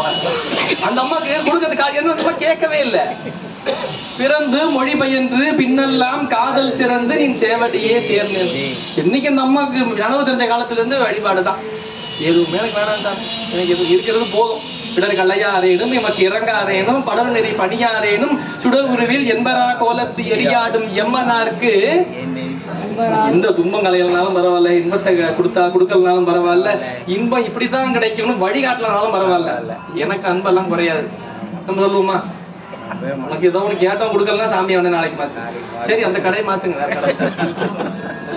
இந்த ஷாப் இல்லைன்னா அடுத்த ஷாப். ஒரு வாரம் பாப்போம் சார், ஒரு 48 days வெயிட் பண்ணி பார்க்கலாம். நம்ம என்ன 48 daysல ஒன்னும் ரியாக்ஷன் ஒன்னும் இல்லைன்னு தெரிஞ்சா நம்ம வேற மாத்திக்க வேண்டியதான். இந்த கடையில கிடைக்கலாம், அடுத்த கிடைக்கும். அப்படியா? இல்ல, நாம அறிவினால் எதையும் பார்க்க, இதே அருளினாலே அன்பினால் அவனை வழிபாடு செய்கின்றவர்களுக்கு எந்த எதிர்பார்ப்பு இருக்காது. அறிவை கொண்டு நாம் இதை செய்து கொண்டே நம்ம இருப்போமே, ஆனால் நமக்கு என்ன ஆகும்? வினை பெருக்கும், எதிர்பார்ப்பு வந்துடும் நம்ம உடனே. நாம தான் பசுஞானம் அவ்வளவு மோசமானது. அதிஞானத்தால் மட்டுமே, அதுதான் மணிவாசல் ஒரே ஒரு சொல்ற, அவன் அருளாலே அவன் தாழ் வணங்கி, அவன் அருள், அதான் பதிஞானம். அவன் அருளால தான் அவனை, திருவருளால் மட்டுமே அவனை காண முடியும். பதிஞானத்தால் மட்டுமே பெருமானை அடைய முடியும். உன்னி பாராதே, நீ முந்தி பாராதே, பார்த்ததனை பார். பார்த்ததனை பார்த்ததனை உனக்கு எது காட்டப்பட்டதோ அதே மாதிரி குருவருளால் ஆன்மாவிற்கு எது உணர்த்தப்பட்டதோ அது குருவருளால் மட்டுமே ஆன்மா இறைவன் திருவருளை பெற இயலும். அதுதான் பகுதி. நாம என்ன பண்றோம்? குருவருள் காட்டினது இல்லாம வேற எதையாவது ட்ரை பண்ணி பார்ப்போம். அதெல்லாம் முந்தி பாராது. நீ அறிவை கொண்டு எதையும் செயல்படுத்தாது. குருவருள் இல்லை என்றால் ஆன்மாவிற்கு கண்டிப்பாக கிடையாது. குருவருள் இல்லைன்னா கூட வேற வழியில போயிட்டு, சைடு வழியா போயிட்டு, குறுக்கு வழியில போயிட்டு, வழியே கிடையாது. ஒன்னே ஒண்ணுதான் வழி, குருவருளால் மட்டுமே திருவருளை. குருவருள் இன்றி திருவருள் பெறவே முடியாது. குருவருள் இல்லையே திருவருள் இல்லை. குருவருளை கட்டாயம் பெற. குருவருள் தான் வழிங்க. குளத்தூருக்கு வரணும்னா எது வழி? இந்த ஒரு வழி தானே இருக்கு. இந்த பக்கத்துல இங்கே வர முடியுமா? அப்படிதான் வர முடியும். அதுதான் குருவருள். குருவருள் என்பது வழி, அது சென்று அடைய வேண்டியது திருவருள். குருவருளை பற்றித்தான் செல்ல வேண்டும். குருவருள் தான் நமக்கு காட்ட. குருவருளாக விளங்குவது சிவம் தான். சிவமே குருவருளாக நமக்கு குருவருளாக நின்று தன்னை காட்டுகிறது. நாமே சென்று எதையும் முற்பட வேண்டிய அவசியம் இல்லை. குருவருள் இல்லை என்றால் திருவருள். ஒரு பாடல் சொல்லுவாரு, 1 கோடி ஆகமங்கள் எல்லாம் உணர்ந்தும் பெருகுதவம் சித்தி எல்லாம் பெற்றும். சிவபோகசாரம். 1 கோடி ஆகமங்கள் எல்லாம் உணர்ந்தும் பெருகுதவம் சித்தி எல்லாம் பெற்றும் குருவருளாலே வைத்தபடி இருக்க மாட்டாத மாந்தர்க்கு சித்த சரணமாம் தினம். குருவருள் மட்டும் இல்லை என்றால் எத்தனை நூல்களை கற்றாலும், எத்தனை ஞான சித்தியை பெற்றாலும் அண்ணவருக்கு துன்பம் மிஞ்சி நிற்க வேண்டாம். துன்பம் வருமானது தெரியாது, சித்தம் சலனப்பட்டு நிற்கும். ஒரே குழப்பமா தான் சார் நிறைய படிச்சுட்டு இருக்கோம். ஏன் குருவருள் இல்லை? குருவருளை துணை கொண்டு, நான் அடிக்கடி சொல்றது அதுதான். ஒரு திருக்குறளை எடுத்து படிக்கிறோம், ஒரு நம்ம ஏதோ ஒரு நூல் எடுத்து படிக்கிறோம் வச்சுக்கல, அந்த நூலை நாம் கற்பதற்கு ஓதுவதற்கு முன்பாக நாம் அந்த நூல் ஆசிரியரை வணங்க வேண்டும். நூலாசிரியர் திருவள்ளுவர் திருவடிகள் போற்றி போற்றி சொல்லிட்டு நம்ம குருநாதரை வணங்கிட்டு, ஏன்னா இந்த பிறப்புல நமக்கு குருநாதர் தான் நமக்கு அதை காட்டுறாரு. நமக்கு உள்ள இருந்து குருநாதரை வணங்கிட்டு குருநாதர் திருவடிகள் போற்றி போற்றி சொல்லிட்டு நூலை படிக்கணும். அப்படி படிச்சு பார்த்தீங்கன்னு வச்சுங்களேன், அந்த நூல்ல இருந்து ஒரு விளக்கம் பெறும். நமக்கு உள் உணர்வு, நமக்கு ஒரு செய்தியை உணர்த்தும். நமக்கு பல்வேறு சிந்தனைகளை நாம் இது வரைக்கும் கேட்டதுல இருந்து கொண்டு வந்து சேர்த்து வந்து உணர்த்தி கொடுக்கும். அது அப்பதான் தெரியும். நாமளா புக்கை வச்சு படிக்க ஆரம்பிச்சு வச்சுக்கலாம், இது அவனுக்கு அதுக்கு என்ன உரை, இதுக்கு என்ன உரைன்னு பார்த்தா அது ஒரு நிறைவா இருக்காது. நமக்கு நம்முடைய சிந்தனைக்கு எது பதிலாக விளங்குகிறது, எது நமக்கு ஒரு சரியான தீர்வாக விளங்குகிறது, அதுதான் நமக்கு உணர்வு உணர்த்தும். ஒவ்வொரு ஆன்மா அப்ப அது எப்போ நமக்கு நடக்கும், அது யாரோ ஒருத்தருக்கு பெருசா நடக்கும் அப்படி இல்லை. எல்லா ஆன்மாக்களுக்கும் பெருமான் உள்ளிருந்து உணர்த்துவதற்கு காத்து கொண்டு இருக்கின்றான். அது உள்ள போக மாட்டேங்குது, வெளியிலேயே சுத்திட்டு இருக்குது. வெளியிலேயே ரவுண்டிங்ல இருந்தா எப்படி உள்ள போறது? எங்க தேடினாலும் கிடைக்கிறது எங்க? உள்ளதான். தேடி கண்டு கொண்டேன், தேடி தேடவனா தேவனை என் உள்ளே தேடி கண்டு கொண்டேன். உள்ளதான் பார்த்தேன்றார் யார்? அப்பர் பெருமான். அவர் அப்பர் பெருமான் எங்க ஒரே இடத்துல உட்கார்ந்து இருந்தாரு. அவருக்கு போகாத இடமே இல்லை, எல்லா இடங்களும் போனார். இந்த வயது ரொம்ப வயசாயிருச்சு எல்லாம் சொல்ல முடியாது யாரும். அப்பர் பெருமான் எப்படி போனாரு?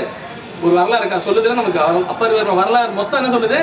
வயது முதிர்ந்த காலத்திலும் நாம் உறுதியாக நம்முடைய வழிபாட்டை செய்வோமே ஆனால் நாமும் அந்த நிலையை அடையலாம். அதுக்கு தானே வரலாறு. ஏதோ வரலாறு அருமையா இருக்கு சார் படிச்சுட்டு போறதுக்கு இல்ல, நமக்கு பாடம்.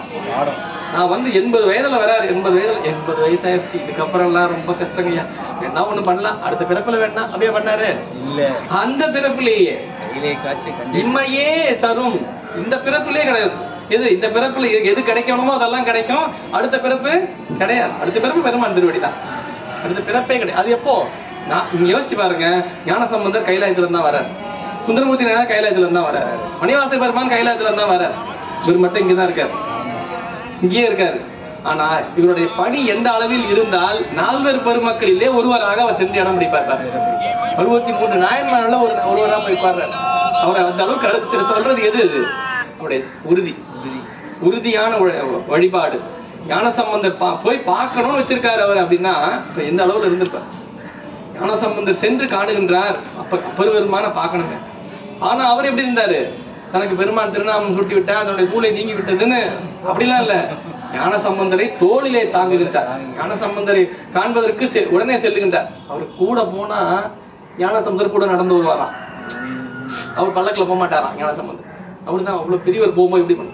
அதனால என்ன பண்ணுவாரு? நீங்க முதல்ல போயிருங்க, நீங்க இல்ல நான் முதல்ல போயிடுறேன், அப்புறமா நீங்க வாங்கன்னு வரோம். ஏன்னா பெருமானுடைய சிவபெருமானுடைய திருவருளால் கிடைக்கப்பட்டது அவருக்கு பல்லக்கு.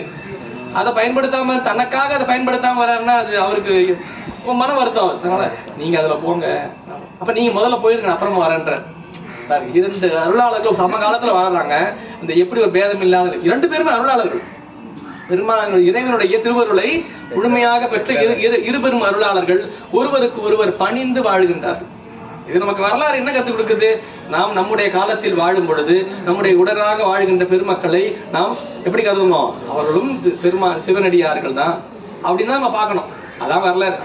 படிப்போம் சார், படிச்சு முடிச்சு மனப்பாடம் பண்ணிட்டு அதுக்காக பாட்டு நாம் அனுபவத்தில் கொள்வதுதான். அதான் சொல்றாரு, நீ முந்தி பாராதே. என்ன பாரு? பார்த்ததனை பார். பார்னா அதிலே அழுந்து, எது நமக்கு உணர்த்தப்பட்டதோ அதில் அழுந்து இருக்க வேண்டும் சொல்லி அடுத்தது களியே மிகு புலனுமா கருதி ஞான ஒளியே ஒளியா ஒளி. அருமையான பாட்டு. களியே மிக புலனுமா கருதி ஞான ஒளியே ஒளியா ஒளி. ஒளி ஒளிந்து கொள்ளுமா? ஒளியில போய் ஒளிய முடியுமா? எங்க ஒளிய முடியும்? இருள தான் ஒளிய முடியும். அது எங்க சார் அழகானா? அவர் அது உள்ள போயிட்டாரு சார். அது இருட்டா இருக்கு. இருட்டுக்குள்ள போய் தானே ஒளிய முடியும் நம்மளால. இருள தானே ஒளிய முடியும். அவர் என்ன சொல்றாரு பாருங்க, ஒளியே ஒளியா ஒளி. ஒளியன்னா ஒளிக்குள்ள போய் நீ ஒளிஞ்சுக்கோ அப்படின்ற. நீ போய் என்ன பண்ணு? ஒளிக்குள்ள போய் ஒளி. நீயே எல்லாம் தெரிஞ்சிருச்சுட்டு நீ களிப்பில் கொள்ள வேண்டாம். களியே மிக புலனுமா கருதி, புலன்களினால் தூக்கின்ற இன்பத்தையே பெரிதாக கருதி களிப்படைய வேண்டாம். புலன்ல தூக்கிறது பெருசா நினைக்கிறோம். நல்லா அருமையா வாசனையா இருக்கு, காட்சிக்கு அருமையா இருக்கு, கேட்கறதுக்கு நல்லா இருக்கு, சுவைக்கு நல்லா இருக்கு, உணர்வுக்கு எல்லாம் இது புலன்களினால் தூய்ப்பதைத்தான் நம்ம என்ன நினைச்சிட்டு இருக்கோம்? பெருமையாக கொண்டு வாழ்ந்து கொண்டு இருக்கின்றோம். இல்லை, எல்லாவற்றையும் இந்த புலன்களுக்கு எது துணையாக, முழு துணையாக புலனுக்கு எது இருக்கு? அறிவு. அறிவு துணை செய்யறதால புலன் தெரிஞ்சுக்குது. அறிவு துணை செய்யலாம் புலனுக்கு தெரியுமா? அப்போ அந்த அறிவு என்ன பண்ணணும்? இது நாம் தூய்க்கவில்லை என்ற நிலையிலே திருவருளில் அடங்கி நின்று அதை தூய்க்குமேயானால் அந்த உயிருக்கு எந்த இந்த துன்பம் வந்து சேராது. அது என்ன பண்ணது? புலன்களுக்கு புலனை செலுத்தும் பொழுது தன் அறிவில் நின்று செலுத்தி கொண்டு இருப்பதனால் அதுக்கு என்ன ஆகுது? துன்பம். அதாவது இது முன்னாடி சொன்னார் இல்லையா, அதுக்கு பதில் சொல்றாரு. அதுக்கு என்ன பண்ணணும் தெரியுமா? திருவருளில் அழுந்தி நின்று திருவருளில் உன்னை மறைத்து கொண்டு அதை நீ துய்ப்பாயே ஆனால் உனக்கு துன்பம் கிடையாது. ஒளியே ஒளியா ஒளிக்குள் சென்று ஒளிந்து கொள் அப்படின்றார். ஒளினாது திருவருள் என்ற ஒளிக்குள் சென்று நீ ஒளிந்து கொள். பேரறிவாகிய பெருமான் அறிவிலே சென்று சிற்றறிவு என்ன பண்ணும்? ஒடுங்கி நிக்கணும். போதும். நிலா இருக்கு, சந்திரன் பாக்குறோம். சந்திரன் ஒளி உடைய பொருளா இல்லையா? சந்திரன் ஒளி உடையதுதான். காலையில இருக்கா இல்லையா? இருக்கு இருக்கு. யாரு இல்ல? காலையில இருக்கு, தெரியல. ஏன் தெரியல? சூரியன் வந்துடுறா. சூரியன் இருக்கிறதுனால எங்க இருக்கு அந்த சந்திரன்? எங்க இருக்கு? தன் ஒளி அடங்கி, அதான் ஒளியே ஒளியா ஒளி ஒளி ஒளிஞ்சு. மணிவாசன் வேற மாதிரி சொல்லுவார். ஒளி எங்கேயாவது ஒளிஞ்சுக்கிட்டு இருந்து பாத்துருக்கீங்களா அப்படின்னு ஒரு கேள்வி கேட்கிறார். ஒளி ஒளிஞ்சுட்டு பாத்துருக்கீங்களா? ஒளி எப்படிங்க ஒளிஞ்சு? திருவள்ளுவர் உமாபதி சிவனார் திருவள்ளுவர் பையன்ல அதை அப்படியே மாத்தி சொல்றாரு, வேற மாதிரி சொல்றாரு. ஒளியில போய் நீ ஒளிஞ்சுக்கோ. உண்மையிலேயே அவன் தான் ஒளிஞ்சிட்டு இருக்கான். அவன் தான் அவன் என்ன? அவன் ஒளிதானே, ஆனால் அவன் ஒளிந்து கொண்டிருக்கின்றான். ஒளி இங்க ஒளிஞ்சுக்குமா? நாம ஒளியில ஒளிய வேண்டும் என்றால் பேரொருளாகிய பேரறிவு பொருளாகிய பேர் ஒளியாகிய பெருமான் ஒளியிலே இந்த சிற்றறிவு பொருளாகிய ஆன்மா சென்று ஒடுங்க வேண்டும். ஒடுங்கி நின்றால் அது இன்பத்தை பெறலாம். சரி, இது நல்லா இருக்கு கேட்கறது. இறைவன் எப்படி தெரியுமா இருக்கின்றான்? அவன் பேர் ஒளியாக விளங்குகின்ற பெருமான் ஒளிந்து கொண்டிருக்கின்றான் அப்படின்றார் மணிவாசன். ஒளி ஒளிஞ்சிட்டு இருக்காங்க. எப்படிங்க ஒளி ஒளிஞ்சிட்டு இருக்கோம்? ஒளிஞ்சிட்டு தாங்க இருக்கு. ஒளிதல் என்றால் என்ன? தன்னை காட்டாமல் நிற்றல், அதான் ஒளிதல். அவன் அப்படிதான் ஒளிஞ்சிட்டு இருக்கான். எங்க தெரியுமா ஒளிஞ்சிட்டு இருக்கான்? யார் ஒருவர் அவனை வழிபடாமல், வழிபடுவதற்கு நேரம் இல்லாமல், வழிபடுவதற்கான நேரத்தை சிறிதும் காட்டாமல் வாழ்ந்து கொண்டிருக்கின்றார்களோ அப்படிப்பட்டவருடைய உள்ளத்திலே அவன் ஓராதார் உள்ளத்து ஒளிக்கும் ஒளியானே. இந்த ஒளிக்கும் ஒளியானே ஒளிஞ்சிட்டு இருக்கிறது அர்த்தம். அவன் ஒளிந்து கொண்டிருக்கின்றான். ஒளியாக இருக்கின்ற பெருமான் ஒளிந்து கொண்டிருக்கின்றான். எங்க? ஓராதார் உள்ளத்து. ஓராதார் உள்ளத்து உள்ள என்ன எப்படி இருக்கா சாமி? அவன் இல்லைன்னு சொல்லக்கூடாது. அவங்க வழிபாடே செய்யல, கடவுளே இல்லைன்றான். அவங்ககிட்ட சாமி இல்லைன்னு சொல்ல முடியாது. ஏன் சொல்ல முடியாது? அவன் என்ன சொல்லிக்கிட்டான், நான் சொல்ல மாட்டேன். ஏன்?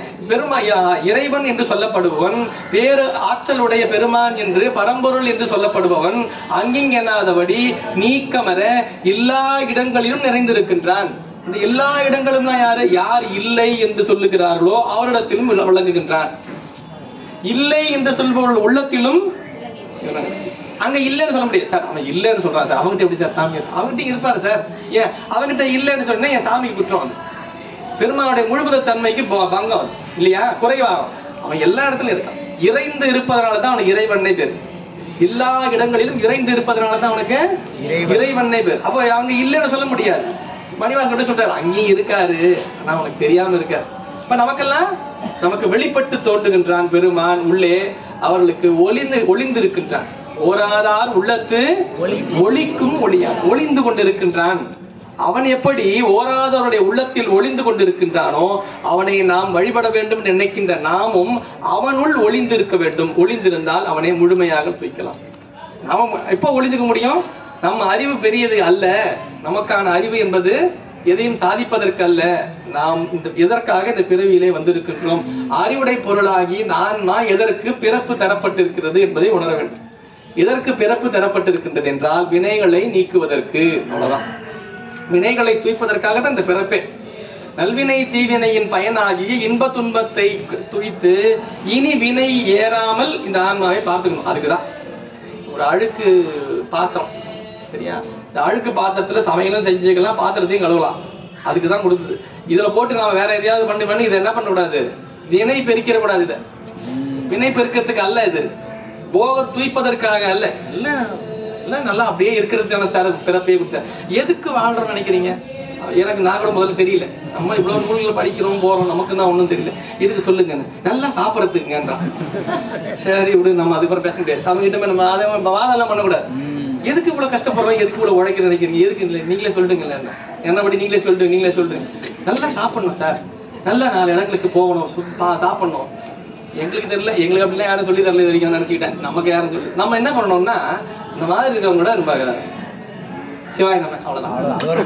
அதுக்கு மேல நம்ம அறிவுரை சொல்றது ஏன்னா நீ அதுக்கு மேல கொஞ்ச நேரம் பேச ஆரம்பிச்சீங்கன்னா உங்களுக்கு அந்த பக்கம் போலாமான்னு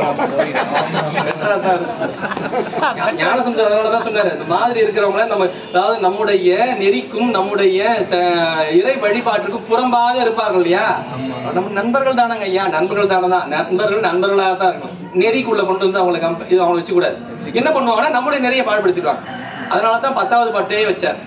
385 பதிகத்திலே 10வது பாட்டு பாத்தீங்கன்னா, சமணம் பேச்ச கேட்காத, சாக்கியம் பேச்ச கேட்காத, அமணர்கள் பேச்ச கேட்காத, அவன் சொல்ற முட்டை சொல் கேளேல்.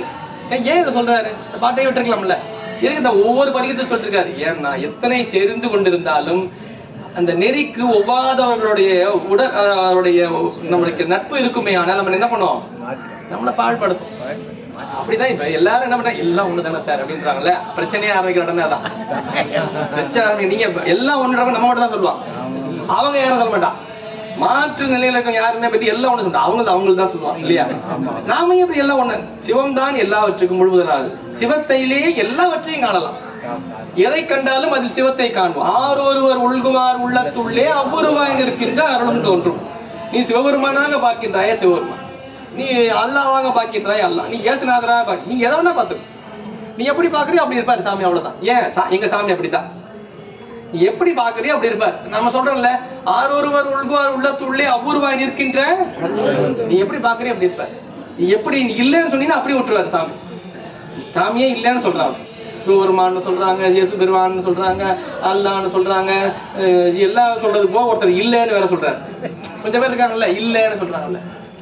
ஏன்னா நீங்க எல்லாம் ஒரு பேர் வச்சிருக்க மாதிரி அவன் ஒரு பேர் வச்சிருக்கான், என்ன இல்லைன்னு பேர் வச்சிருக்கான், அவ்வளவுதான். நீங்க சிவபெருமான்னு பேர் வச்சிருக்கீங்க, அவன் இல்லைன்னு பேர் வச்சிருக்கான், அவ்வளவுதான். அவன் ஞாபகம் வச்சிருக்கான், நாமளாவது மறந்து போயிருவோம், அவன் இல்லைன்றத தினமும் ஞாபகம் வச்சிருக்கான். அப்ப இறைவனை உண்மையிலேயே அதிகமாக நினைவில் கொள்பவர்கள் அவர்கள் தான். இல்லைன்னு சொல்ற ஞாபகத்திலேயே வச்சு ஞாபகம் வச்சிருக்கான். நம்ம கூட நேற்று நான் வழிபாடு செய்ய மறந்துட்டாங்க, கொஞ்சம் உடம்பு முடியல, அவன் இல்லைன்றத மறக்கவே மாட்டான். இது இறைவனுடைய மிகப்பெரிய இலக்கணமா, நம்புவீங்களா? நம்ப முடியுதா? யாராவது இல்லைன்னு சொல்றாங்கன்னு வச்சுங்க, அவர்கிட்ட போய் நான் இருக்கேன்னு சாமி சொல்ல மாட்டாரா? இல்லைன்னு சொல்றாரு, நான் போய் நான் இருக்கேன் பையன் இல்லைன்னு சொல்றேன்னு சொல்லலாம்ல, சாமி இப்படி சொல்ல மாட்டாரா? ஏன்? அது அவருடைய பல இலக்கணங்கள்ல ஒண்ணாது. இல்லைன்றவருக்கு அவர் இல்லைன்னே இருப்பாராம், இல்லைன்றவருக்கு நம்ப முடியுமா? யாராவது சொல்ல இப்படியான சொல்லியிருக்காரு. மணிவாசகர் தான் சொல்றாரு, அல்லாதார்க்கு அல்லாத வேதியனை, அல்லாதார்க்கு அல்லாத இல்லைன்றவனுக்கு இல்லைன்னே இருப்பாரா சார் அவரு? எவ்வளவு பெரிய பாருங்க, எவ்வளவு கருணாமூர்த்தி பெருமா. நீ இறைவனை வழிபட்டே ஆக வேண்டும், நீ வழிபடவில்லை என்றால் நீ இந்த சமயத்திலிருந்து தள்ளி வச்சிடும் அப்படியே சொல்லி வச்சிருக்க யாராவது? யாரும் சொல்ல. எவ்வளவு ஒரு சுதந்திரமான ஒரு சமயம் பாரு நம்ம சமயம். எவ்வளவு நாள் நீ சாமியே இல்லைன்னு சொன்னாலும் பரவாயில்ல, இங்கேயே இருக்கலாம். கடவுளே புறகுன்றவரும் 63 ஒருத்தர் தான். நீ யோசிச்சு வைக்க, இறைவனையே புறகுன்னு சொன்னவரும் 63 வெளி மாற்று சமயத்தவரோ மாற்று மதத்தவரோ கிடையாது, அவரும் சைவ சமயத்தவர் தான். சிவத்தை முழுவதும் அப்ப கடவுளே இல்லைன்ற நிலை கூட யாருக்கு சொல்ல முடியுது? கடவுளை நினைந்து கொண்டிருப்பவர்களுக்கு தான் நினைப்பே வருது இல்லையா? அவருக்கு இல்லை. உணர்வு என்பது எப்படி ஆன்மாவிற்கு ஏற்படுகிறதோ அதை பொறுத்து தான் அது அனுபவத்திற்கொள்ளும். அதான் சொல்றாரு, ஒளியே ஒளியா ஒளி, ஒளிக்குள் சென்று ஒளிந்து கொள்ள வேண்டும். நாம் புலன்களில் களிப்போடு விளங்குவோமேயானால் ஆன்மா திருவருளை நாடாது அப்படின்னு சொல்லிட்டு நிறைவாக இந்த பகுதி நிறைவுறுது. கண்டபடியே கண்டு காணாமை காணாமை, கொண்டபடியே கொண்டு இரு கண்டபடியே கண்டு. கண்டபடியே என்றால் நம்முடைய காட்சிக்கு எது உட்பட்டதோ அதன் வழியிலேயே நின்று. காணாமை அதாவது நாம் எல்லாவற்றையும் பார்க்கின்றோம், காதால் ஒன்றை கேட்கின்றோம், கண்ணால் ஒன்றை பார்க்கின்றோம், மூக்கால் ஒன்றை நுகர்கின்றோம், நாக்கினால் சுவைக்கின்றோம், மெய்யினால் உணரப்படுகின்றோம். இதெல்லாம் நமக்கு நம்முடைய காட்சிக்கு உட்பட்டது. இதெல்லாம் கண்ணில் தெரிஞ்சது, காதுல கேட்டது. அதெல்லாம் நம்ம என்ன பண்றோம்? காதுல கேட்டுக்கிட்டு இருக்கோம், கண்ணில் பார்த்துக்கிட்டு இருக்கோம், மெய்யால் உணர்ந்து கொண்டிருக்கின்றோம், மூக்கால் நுகர்ந்து கொண்டிருக்கின்றோம். இதெல்லாம் கண்டது. கண்டபடியே கண்டு நமக்கு எப்படி காட்சிப்படுத்தப்பட்டதோ அப்படியே அதை உணர்ந்து. எப்படி பாக்குற எது நமக்கு காட்சிப்படுதோ அது மட்டும் தான் நமக்கு தெரியுது. புலன்களுக்கு எது உட்படுகிறதோ அது மட்டும்தான் அறிவுக்கு தெரியுது. அதை நமக்கு குருவருள் எப்படி உணர்த்துகிறதோ அந்த நிலையில் மட்டுமே நின்று. கருவிகள் இருந்தால்தான் நம்மளால உணர முடியுது இல்லையா? கருவிகள் இருந்தா தான் உணர முடியுது. கருவிகள் இல்லாம நம்மளால உணர முடியுமா? கருவிகள் இல்லாம உணர்வதற்கான பயிற்சி தான் இது. கருவிகள் இருக்கும் பொழுது ஒன்றை காணுகின்றோம். கண் இருக்கு, பார்க்கிறோம். நமக்கு ஒரு நாள் நமக்கு கண் ஏதோ ஒரு இடர்பாடு, கண்ணுக்கு டாக்டர் சொல்லிட்டாரு, கண்ணில் மருந்து விட்டார், கண்ணு இன்னைக்கு ஒரு 2 நாளைக்கு கொஞ்சம் எதுவும் ரொம்ப போகாது, வெளியே போகாதீங்க, இங்கே போகாதுன்னு சொல்லிட்டார். இங்கேயும் போகாது, பார்க்காதீங்க. அப்ப நம்ம கண்ணை முடிச்சு உட்காந்துட்டு இருக்க வேண்டியதான். நீ வீட்டில் என்ன பண்ணலாம்? நம்ம இன்னைக்கு வெளியிலே போக முடியாது, நல்ல செய்தியில கேட்க முடியாது, ஒன்றும் பண்ண முடியாது, டாக்டர் எதுவும் பண்ணக்கூடாது, அமைதியா இருக்குன்னு சொல்லிட்டாரு. அப்ப கண்ணை திறக்க முடியாது. காலையில தினம் எழுந்த உடனே போயிட்டு பெருமானை தரிசிப்போமே, வழிபாடு செய்வோமே, போக முடியலையே, என்ன பண்றது? போக முடியலையே நினைச்சிட்டே இருக்கக்கூடாது. என்ன பண்ணோம்? கண்ணை முடியல. கண்ணை மூடிட்டு இருக்கும் போதே ஒரு காட்சி தோன்றும். எந்த காட்சி? தினம் பார்த்திருப்போம்ல, தினம் பார்த்துக்கிட்டே இருந்திருப்போம்ல, அது தோன்றும் இல்லையா? அது எப்போ தோன்றும்? சாதாரணமா தோன்றாது. நமக்கு எப்பொழுது இடர்பாடு வருகிறதோ அந்த நேரத்தில் அந்த காட்சி துணை செய்யும். கண்டபடியே கண்டு, எப்படி இதுவரைக்கும் நம்ம பார்த்தோமோ அந்த மாதிரியே பார்த்து. காணாமை, கருவிகள் இருக்கும் பொழுது எதை நாம் கண்டோமோ கருவிகள் அற்ற நிலையிலும் அதை நாம் காண முற்பட வேண்டும். அது எப்ப முடியும்? நாம் எப்பொழுது பார்க்கின்றோமோ, எதை உணர்கின்றோமோ அதை முழுமையாக அதை உணர்வோமே, அதை அந்த திருவருளை முழுமையாக துய்ப்போமே, ஆனால் கருவிகள் அற்ற நிலையில நம்ம துய்க்கலாம். கருவிகள் இருக்கும் பொழுது அதை முழுமையா பயன்படுத்த தெரிஞ்சுக்கணும். அப்பதான் அது என்ன ஆகும்? பேச்சே இருக்காது. அமைதியா இருந்தாலே அவங்க என்ன சொல்றாங்க நமக்கு புரியும். எப்ப புரியும்? அப்படின்னா புரியும். அவ்வளவுதான் அவங்க சொல்லிட்டாங்க. அவங்க கணவன் மனைவி பேசிப்பாங்க. கணவர் மனைவி, கணவர் யாரையாவது வீட்டுக்கு ஒரு கெஸ்ட் வந்துட்டாங்க, அவர் ஐயா வாங்க வாங்க வாங்க வாங்க ஐயா வாங்க வாங்க அங்கதான். அப்புறமா அதை சாப்பாடு இருக்கலாமா? அப்படின்னு வாங்கம்மா. உடனே பேசி முடிச்சியா அனுப்பிச்சிரு, புரியுதா? இல்லன்னா அப்புறம் ஐயா நம்ம வெளியில பார்த்து பேசிட்டு நான் வெளியில போயிடுறோமா, பேச்சு ஏதாவது இருந்ததா? பேச்சே இல்லை, அந்த அம்மா பார்வைதான். ஓகே, அப்ப தெரிஞ்சிருச்சா? பேச்சு இல்ல, தேவையில்லை, மொழி தேவைப்படாது, கருவிகளே இல்ல, எஸ்டவே இல்ல. அவருக்கு புரிஞ்சிருச்சு, ஏதோ வீட்டுல வேலை இருக்கு, நம்ம கிளம்பிடலாம். நம்ம இப்ப கருவிகள் இருக்கும் போதுதான் நம்ம திட்டணும்னு அவசியம் இல்லை, சொல்லணும்னு அவசியம் இல்லையா? அதுக்கு மட்டும் நிறைய சொல்லி இருப்பாங்க. அதனால அன்னைக்கு சொல்லணும்னு அவசியம் இல்லை. அதுக்கு அன்னைக்கு எப்படி உணர்த்துவாங்க? சொல்லாமல் சொல்லி, சொல்லாமல் சொல்லி, அதனால சொல்லாம சொல்லு. அப்போ கருவிகள் அற்றலையும் ஆன்மாவுக்கு தெரிஞ்சுக்கிறதுக்கான வாய்ப்புகள் இருக்கு. பயன்படு. அதைத்தான் திருவருளோடு இருந்து அதை ஒன்றி அதை அனுபவிக்க கற்றுக்கொள். கொண்டபடியே கொண்டு இரு, திருவருளையே பற்றி நிற்க வேண்டும். கொண்டபடியே என்றால் நமக்கு குருவருள் எப்படி உணர்த்தியதோ, குருவருள் எப்படி அதிலிருந்து சற்றும் விலகாது அதில் இருக்க. காணாமை, காணாமை, இந்த காணாமைனா கருவிகள் இல்லாத நிலையிலும், கருவிகள் இல்லாத நிலையிலும் நாம் எதையெல்லாம் நமக்கு தேவையில்லையோ அதையெல்லாம் நம்ம காண வேண்டியதில்லை. எல்லாவற்றையும் கண்டுகொண்டே இருக்கணும். நான் பல முறை சொல்ற விஷயத்தான். நம்ம இதுக்கு போறோம், நம்ம மருந்தகத்துக்கு போறோம், மெடிக்கல் ஷாப் அப்படி சொன்னா மருந்தகத்துக்கு போறோம். மருந்தகத்துல ஏகப்பட்ட மருந்து இருக்கு, ஏகப்பட்ட எல்லாம். அது எங்க இருக்குது? விஷமா? எல்லாமே மருந்து தான். எதுக்கு? நோய் நீக்கிறது. எல்லாத்தையும் எடுத்து வந்துடலாமா? எல்லாத்தையும் சாப்பிட்டாங்க. எந்த நோய் வரக்கூடாதுன்னு சாப்பிட முடியுமா? அப்பா ஏங்க இப்படி ஆயிட்டு திடீர்னு நல்லா தானே இருந்தீங்க. எல்லாமே நமக்கு இல்ல, மருந்து நிறைய இருக்கலாம். நம் நோய்க்கான மருந்து யாருக்கு தெரியும்? நாம எந்த டாக்டரை பாக்குறோமோ அவருக்கு தான் தெரியும். ஏன் ஜுரம் தான். 4 பேர் போறாங்க, 4 பேருக்குமே ஜுரம். 4 பேருக்கும் போகும்போது ஒரு அப்பா போறாரு, பையன் போறான், நம்ம வீட்டம்மா போறாங்க, அவங்க தாத்தாவும் போறாரு. தாத்தாவுக்கு ஒரு ஜுரம்ன்றாரு, அவருக்கு பையனுக்கு ஜுரம்ன்றது ஒரு மருந்து எழுதி கொடுக்குறாரு. 4 பேரும் ஒரு வீட்டுல தானே வந்து 4 பேருக்கு 4 தினசாக மருந்து கொடுப்போம்.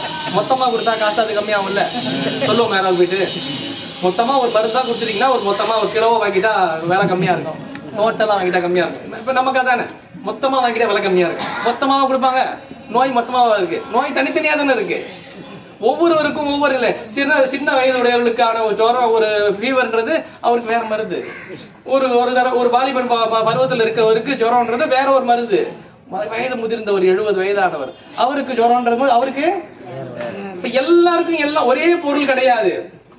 காணாமைன்றது எல்லாரும் ஒன்றை கொண்டே அவர் பார்த்துட்டு இருக்காரு, நானும் பார்க்க. அவர் செஞ்சுட்டு இருக்காரு, நான் செஞ்சுட்டு இருக்கேன். அவர் பண்றாரு.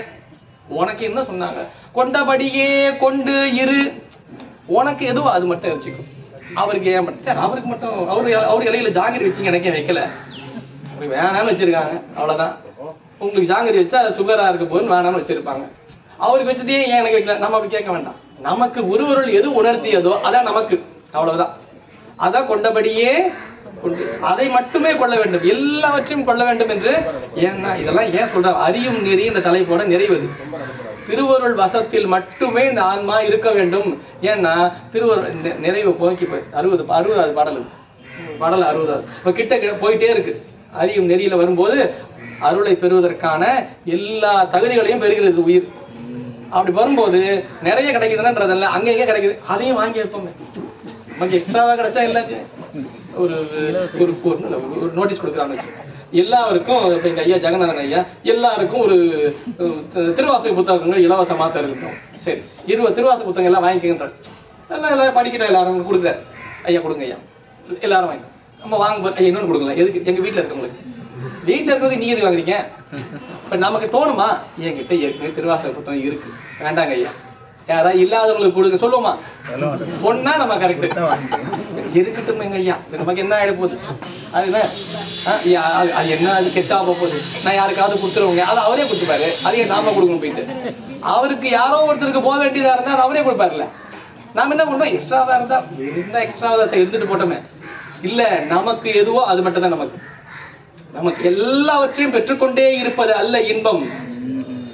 எதில் இருந்து நாம் விடுபெறுகின்றோமோ அதுதான் நமக்கு இன்பம். நாம் இந்த உலகத்தில் இப்ப நமக்கான பழக்கம் பயிற்சி என்ன தெரியுமா, எத்தனை பொருளில் இருந்து நாம் நீங்கி இருக்கின்றோம்னு பார்க்கணும்.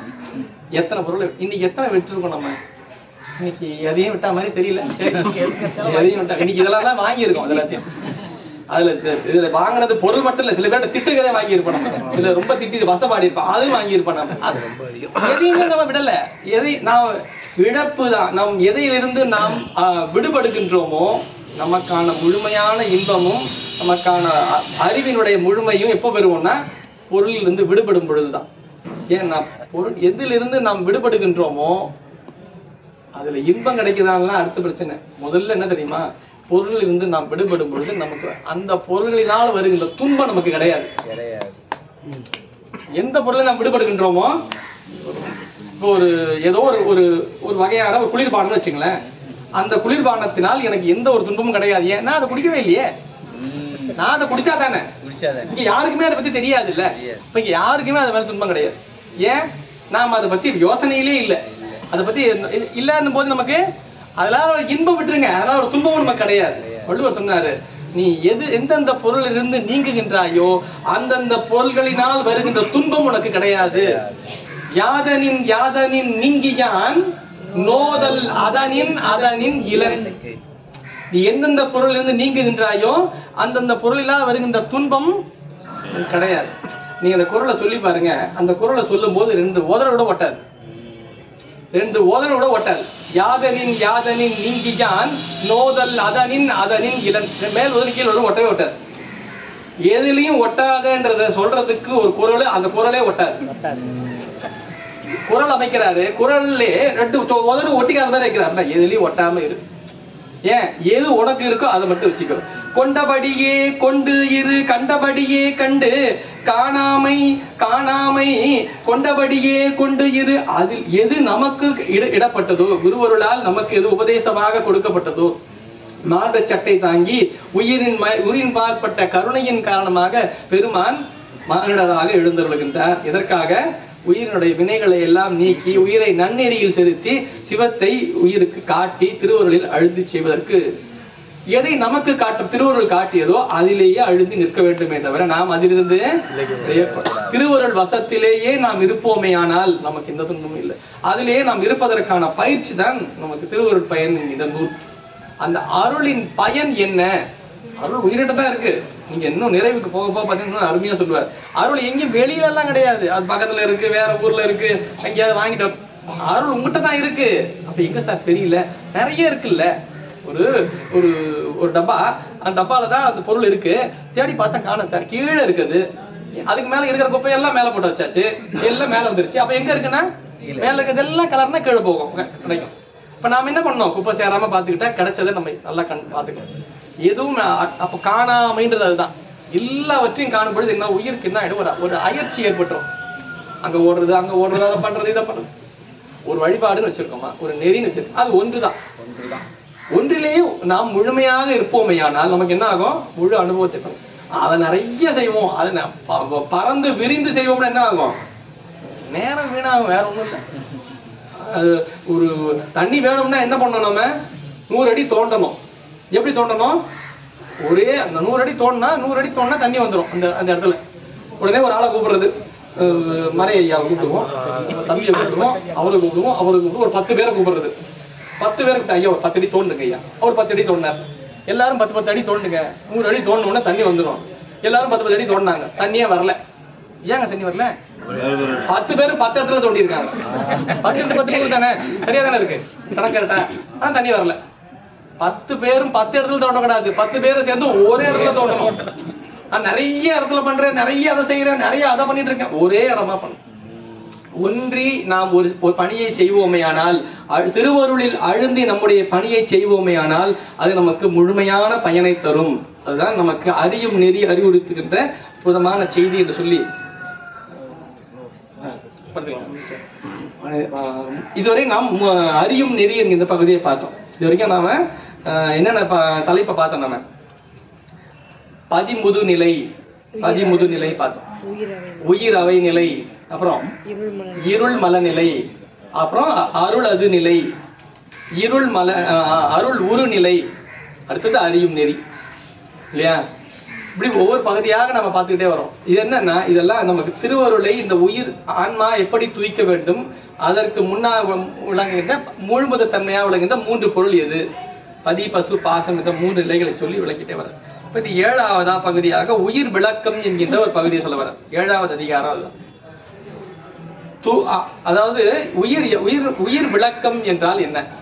உயிர் விளக்கம்னா உயிரினுடைய உண்மை நிலை என்னன்னு உணர்த்தது. உயிரினுடைய உண்மை நிலை என்ன?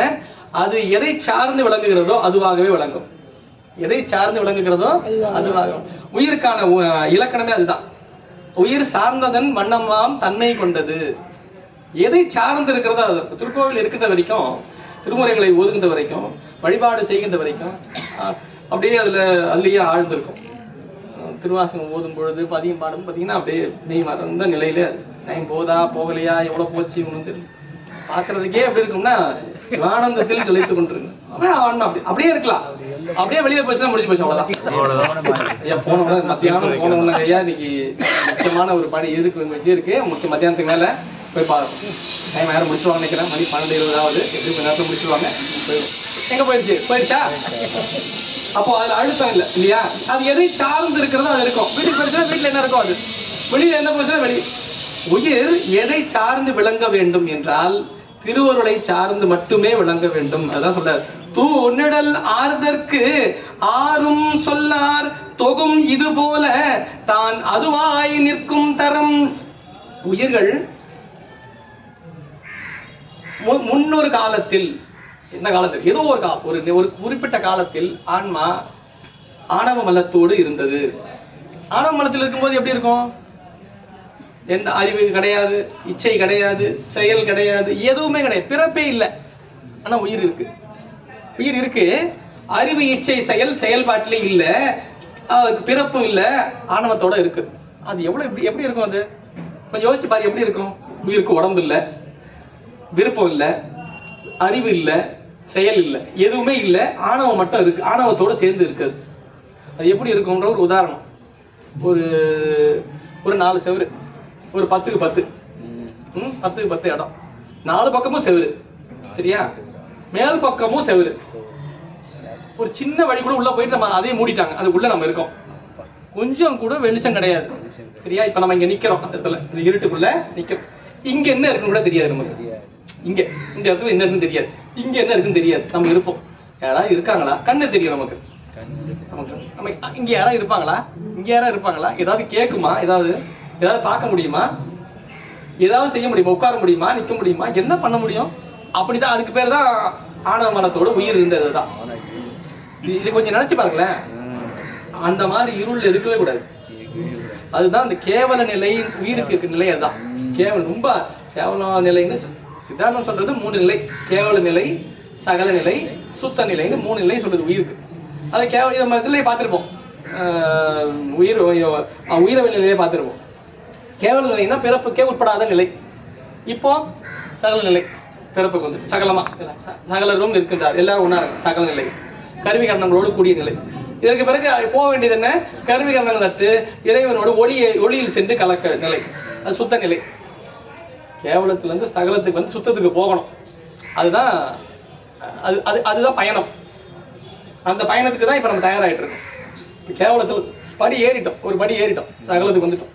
இங்க இருந்து நம்ம திரும்பவும் நம்ம சுத்தத்துக்கு போக போறோமா இல்ல நம்ம கேவலுக்கு போக போறோமான்றது நம்ம கையில தான் இருக்கு. சாமி வந்து ஒன்னும் இல்ல, ஒன்னும் டிஸ்டர்ப் பண்ண மாட்டாங்க நம்மள. நம்ம எப்படி வேணுமோ நம்ம கிட்ட விட்டு வச்சிருக்கேன். டிக்கெட் நீங்க கிட்ட போட்டு கொடுத்தாச்சு, நீங்க விசா கொடுத்தாச்சு, சரியா? டிக்கெட்டை போட்டு வர்றது உங்க விஷயம்.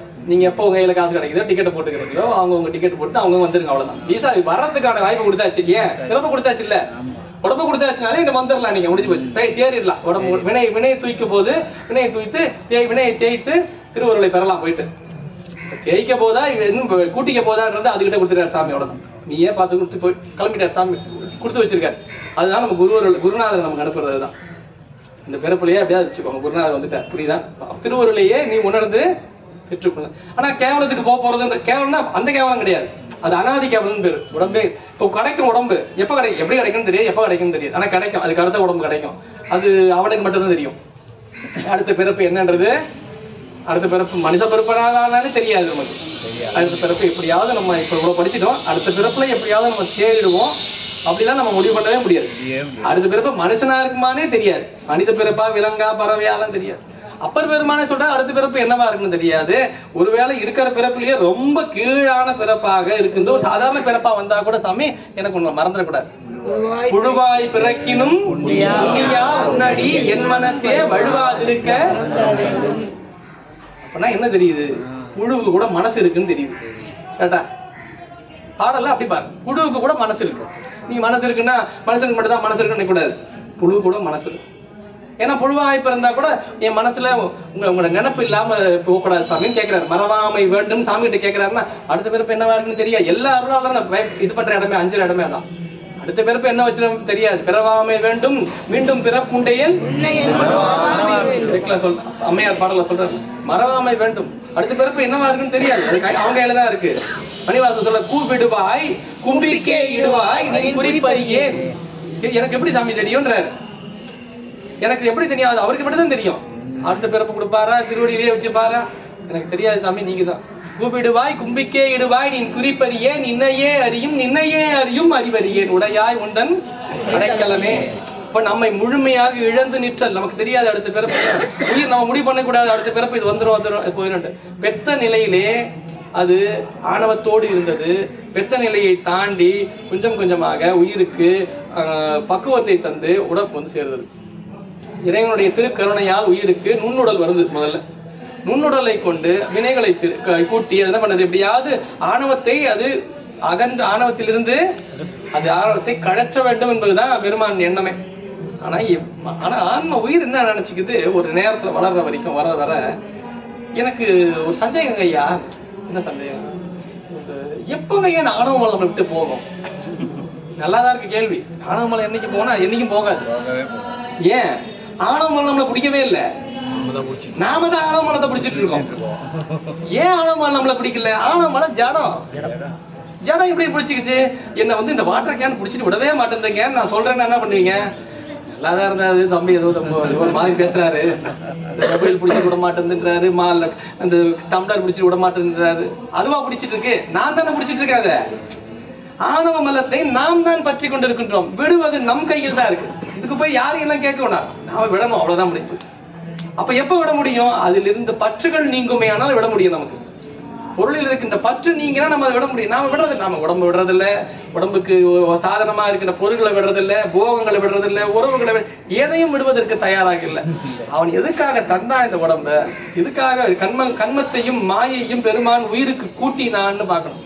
ஆணவமலத்தை நீக்குவதற்காக, ஆணவமலத்தை நீக்குவதற்காக கண்ணும் மாயையும் பெருமான் கூட்டி கொடுத்தான், சேர்த்து கொடுத்தான். இதை வச்சு எப்படியாவது அழுக்க போக்கிட்டோடு கொடுத்தான். நாம என்ன பண்றோம்? அது ரெண்டத்தையும் வச்சுக்கிட்டு இன்னும் பெருக்கிட்டோம். கண்ணும் மாயையும் உயிருக்கு இல்ல, ஞாபகம் வச்சுங்க. ஆணவம் மட்டும்தான் உயிருக்கு மலம். மலம்னு சொன்னாலே ஆணவம் தான். கண்மும் மாயும் அது சாமி கொடுக்குறாரு. எப்படியாவது வச்சு அது ஆணவம் தெரியும். இப்போ இப்ப உதாரணம் எடுத்தீங்கன்னா புரியும். பாத்திரத்துல அழுக்கு, அந்த அழுக்கு போகணும். எப்படி போகும் அழுக்கு? சபீனா போடணும். சபீனா மட்டும் போட்டா போகாது. அப்ப என்ன பண்ணணும்? ஒரு பஞ்சு வச்சு தேய்க்கணும். இப்படி ஞாபகம் வச்சுங்க, மறந்துட மாட்டேங்க. இந்த பஞ்சு இருக்குல்ல, அந்த பஞ்சு எப்படியாவது பஞ்சு, அதுதான் மாயை. சபீனா இருக்குல்ல, அதுதான் கண்மம். அந்த மாயை கொண்டு இந்த கண்மத்தை என்ன பண்ணணும்? அழுக்கு வலிச்சு தேய்ச்சி தேய்ச்சி தேய்ச்சி என்ன பண்ணணும்? சுத்தப்படுத்திடணும். அந்த சபீனா மாதிரி போட்டா ஒரு மாதிரி இருக்குங்க. அந்த சபீனாவை கொஞ்சம் வாசனையா ஏதாவது போடுவோம், அதுல ஏதாவது ஜெல்லா போடுவோம். அது பாத்திரம் அழுக்கு நீங்கி விட்டது, வாசம் தெரிகிறது. இப்ப அப்படிதான் அட்வர்டைஸ்மெண்ட் எல்லாம். இப்ப என்ன ஆயிடுச்சு? பாத்திரத்துல அழுக்கு போகணும் முக்கியம் இல்ல, வாசனை வரணும். அப்ப கண்மத்துக்கு போயிடுச்சா? அந்த பிரஷ் இப்படி போட வேண்டாம், பிரஷ் நீங்க வேற மாதிரி பிரஷ்ஷா பயன்படுத்த மாயை வருகிருச்சு. இப்ப என்ன ஆச்சு? அழுக்க துடைக்கிறதுக்கு கொடுத்த 2 பொருளை நாம வேற மாதிரி பயன்படுத்திக்கிட்டோம். அது அழுக்கு தானே போகணும், வாசம் எதுக்கு வரணும்? வாசம் வந்து அழுக்கு போகலன்னு அர்த்தம். பாத்திரத்துல இருக்கிற அழுக்க எடுக்கிறதுக்கு புளிய போட்டு பயன்படுத்தணும் வச்சுங்க. புளி எடுத்துடணுமா இல்லையா? அது அழுக்கு எடுத்துச்சுன்னு புளிய ஒளி தானே சாரி எடுத்தது, அழுக்கு விட்டுரும். அது புளி எல்லாம் வச்சிடலாமா? அழுக்கு இருந்தாவது பாத்திரத்தை அழுக்கு மட்டும்தான் இருக்கும். புளி இருந்ததுன்னா பாத்திரம் ஓட்டையாயிரும். புளி இருந்தா பாத்திரமும் ஓட்டையா, அது அழுக்கோடவாது பொழுதா இருந்து போயிருக்கும். அது பாட்டு அழுக்கோடவே இருந்து போயிருக்கும். புளி வந்து என்ன ஆகும்?